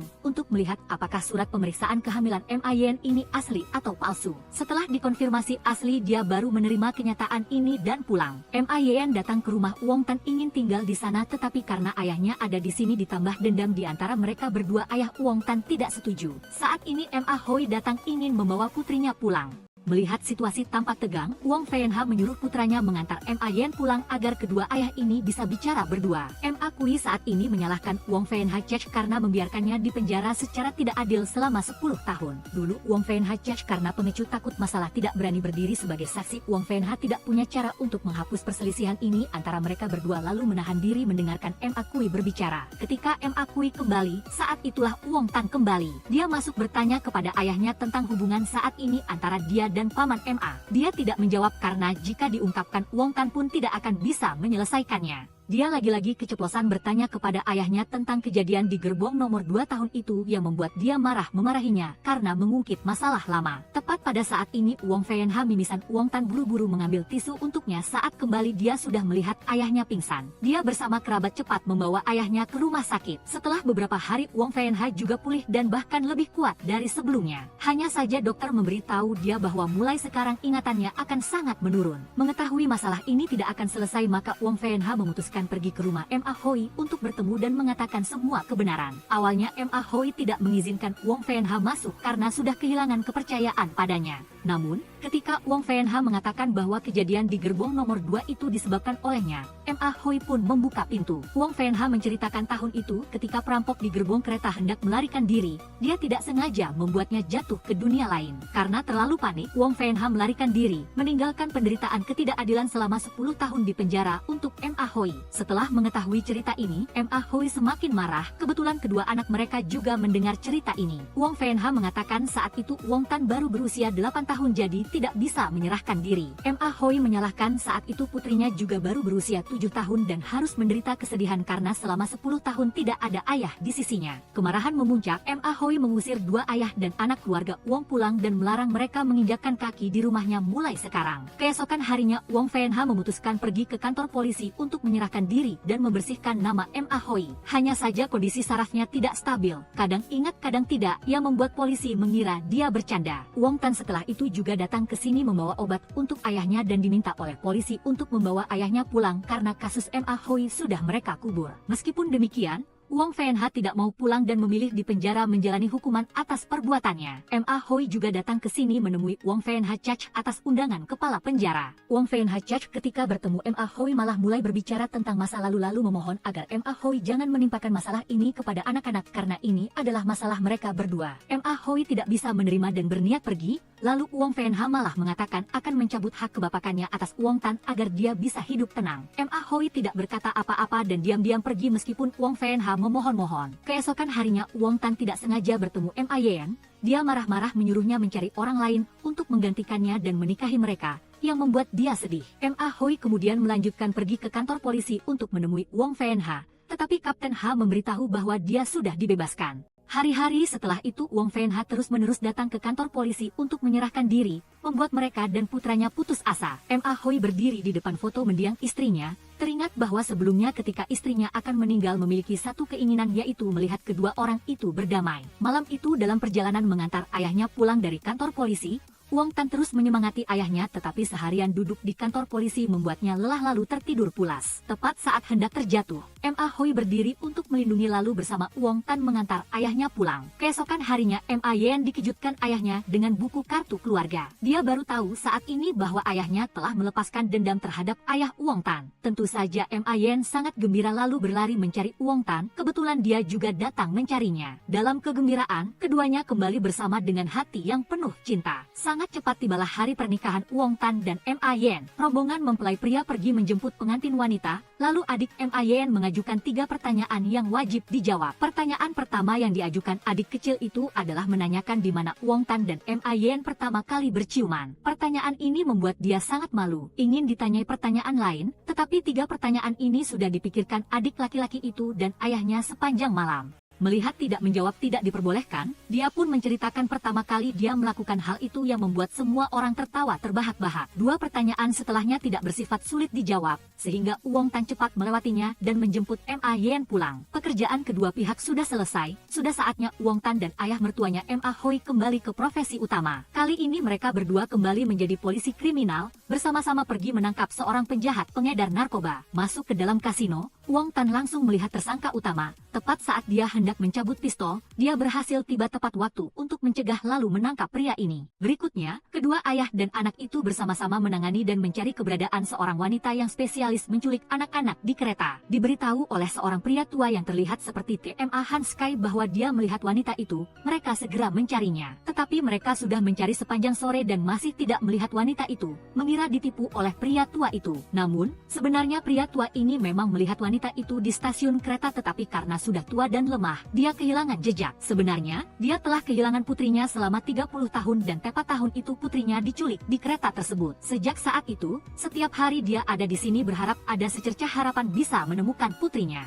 Hari berikutnya Wong Tan dan Ma Hoi kembali melanjutkan pencarian keberadaan wanita jahat spesialis penculik anak-anak itu. Pria tua TMA Han baru saja keluar dari toilet langsung mencium bau wanita itu tetapi setelah dilihat lebih dekat ternyata hanya seorang anak kecil. Polisi saat itu lewat baru melihat seseorang yang sangat mirip dengan orang yang dicari Wong Tan dan Ma Hoi. Segera setelah itu, Wong Tan berpura-pura menjadi penumpang lalu dengan santai berjalan menuju wanita itu untuk duduk. Setelah mengetahui anak itu adalah putranya, dia pun membujuknya dengan sekali minuman ringan agar anak itu memberikannya kepada ibunya untuk diminum. Ketika dia melepas masker, Wong Tan tidak melihat ada tanda lahir apapun. Dia curiga itu adalah penyamaran lalu kembali melaporkan kepada Ma Hoi. Keduanya memutuskan mengikuti wanita itu sampai ke tempat tinggalnya untuk memantau situasi. Malam itu Ma Hoi dan Wong Tan bersama-sama datang ke rumah kepala desa untuk menanyakan keberadaan gadis ini. Diketahui wanita itu bernama Luku An. Sedangkan informasi lain tidak diketahui dengan jelas karena Luku An hidup sangat tertutup. Setelah tahu pasti Luku An adalah spesialis penculik anak dari tetangga, kelompok polisi berpakaian preman segera meringkus wanita itu keesokan paginya meskipun Luku An menganggap dirinya tidak bersalah. 30 TT sudah tiba, dua ayah dan anak Wong Tan sibuk menyiapkan hidangan pangsit untuk menyambut tahun baru. Meskipun begitu, ayahnya malah bingung mengira Ma Yen masih teman Wong Tan jadi dia mengusirnya pulang. Untungnya, kepala sang ayah masih belum kehabisan memori sehingga cepat ingat menantunya. Ma Yen kembali ke rumah ayahnya untuk memberikan hadiah sekalian menyindirnya karena tidak membelikan baju baru untuknya seperti saat masih kecil. Melihat putrinya seperti itu, Ma Hoi segera masuk ke kamar mengambil baju baru untuk dihadiahkan kepada Ma Yen. Keesokan harinya, Ma Hoi belum sempat menikmati suasana tahun baru di rumah. Dia sudah datang mengajak Wong Tan untuk naik kereta merayakan tahun baru bersama semua orang di sana. Suasananya sungguh hangat ketika semua orang berkumpul bersama. Ma Hoi tidak lupa dengan teman lamanya yang telah tinggal 30 tahun di sini. Dia membawakan sedikit bekal tahun baru beserta baju baru untuknya. Pindah adegan, kedua ayah dan anak itu mendapat kasus lain, menangkap seorang pengedar narkoba yang merajalela di Harbin. Memahami situasinya, keduanya langsung bertindak pergi ke lokasi sesuai petunjuk. Siapa sangka mereka bertemu Kim Long palsu di sini. Pria itu melihat mereka lalu mengundang ke diskoteknya untuk bersenang-senang. Kedua ayah dan anak ini sangat santai dan setuju untuk pergi bermain dengan Kim Long palsu. Sesampai di sana, Ma Hoi baru memberitahu dia bahwa mereka datang untuk menangkap penjahat narkoba. Dia yang mendengarnya langsung terdiam lalu berpura-pura baik-baik saja. Beberapa orang minum bersama sampai mabuk tetapi masih tidak ada hentinya. Wong Tan melihat ayah mertuanya minum terlalu banyak. Dia pun mencegahnya tetapi Ma Hoi tidak setuju lalu memberi isyarat mata kepada Wong Tan. Dia mengerti maksud ayah mertuanya lalu meminjam telepon dan pergi keluar sekalian memperhatikan tato di tangan anak buah Kim Long palsu. Tak lama kemudian setelah kembali ke penginapan, Ma Hoi baru memberitahu menantunya apa yang dia lakukan hari ini. Dia tahu pasti Kim Long palsu adalah pengedar narkoba dalam kasus kali ini sehingga dia telah melaporkan kepada beberapa polisi berpakaian preman untuk menangkapnya. Ketika menerima informasi, mereka berdua segera pergi ke diskotek Kim Long palsu untuk menangkapnya tetapi pria ini sudah melarikan diri jauh. Dia dan anak buahnya saat ini sedang dalam perjalanan kereta dari Harbin menuju tanah yang dijanjikan. Kupikir sudah lolos, ternyata malah melihat sosok dua ayah dan anak Ma Hoi di sini. Tahu tidak bisa lolos, Kim Long palsu langsung menyandera orang tak bersalah. Seorang pemuda karena terlalu takut lalu melarikan diri. Siapa sangka malah ditembak mati oleh Kim Long. Tidak ingin ada lagi yang terluka, Wong Tan pun mempertaruhkan nyawanya untuk membebaskan orang-orang itu. Wong Tan mulai menyerang mental Kim Long palsu agar dia tahu diri untuk bertobat dengan tulus. Pria ini tidak menyangka dua ayah dan anak Wong Tan bisa tahu dia menyelundupkan narkoba. Wong Tan memberitahu dia bahwa ayahnya awalnya tidak curiga apa-apa, tetapi ketika naik mobilnya sudah mencium bau opium. Kim Long palsu terkejut dan menyadari bahwa ketika di bar, Ma Hoi sudah mendatangi setiap anak buahnya untuk memeriksa bau opium. Saat Kim Long palsu menjadi gila, dia menembak mati seorang anak buah. Melihat itu, Wong Tan memanfaatkan kesempatan merebut senjatanya dan berhasil mengendalikan situasi. Ma Hoi juga datang membantu putranya. Tetapi ketika mengira sudah berhasil, dia malah terkena sabetan parang panjang. Sabetan itu sangat mematikan sehingga Ma Hoi meninggal seketika, mengakhiri perjalanan panjangnya sebagai polisi. Bertahun-tahun kemudian Wong Tan juga sudah tua, dia masih menjadi polisi berpakaian preman dan berhasil memecahkan banyak kasus penting yang dulunya tidak bisa. Masa perkembangan, kereta api perlahan-lahan mulai ditinggalkan digantikan oleh kereta super cepat yang bisa menyaingi kecepatan cahaya. Keluarga Wong Tan mencoba pengalaman perjalanan kereta super cepat dan Wong Tan memperkenalkan kepada putra sulungnya yang besar tentang zamannya. Sebuah era yang gagah berani dan hebat dari para pejuang polisi yang melindungi rakyat dari bahaya dalam masyarakat. Jadi, film ini telah berakhir. Terima kasih atas perhatian dan tontonan Anda. Jika menurut Anda bagus, jangan ragu untuk meninggalkan satu suka dan satu langganan untuk menambah motivasi bagi saya membuat lebih banyak video baru. Sekarang, sampai jumpa lagi di video berikutnya.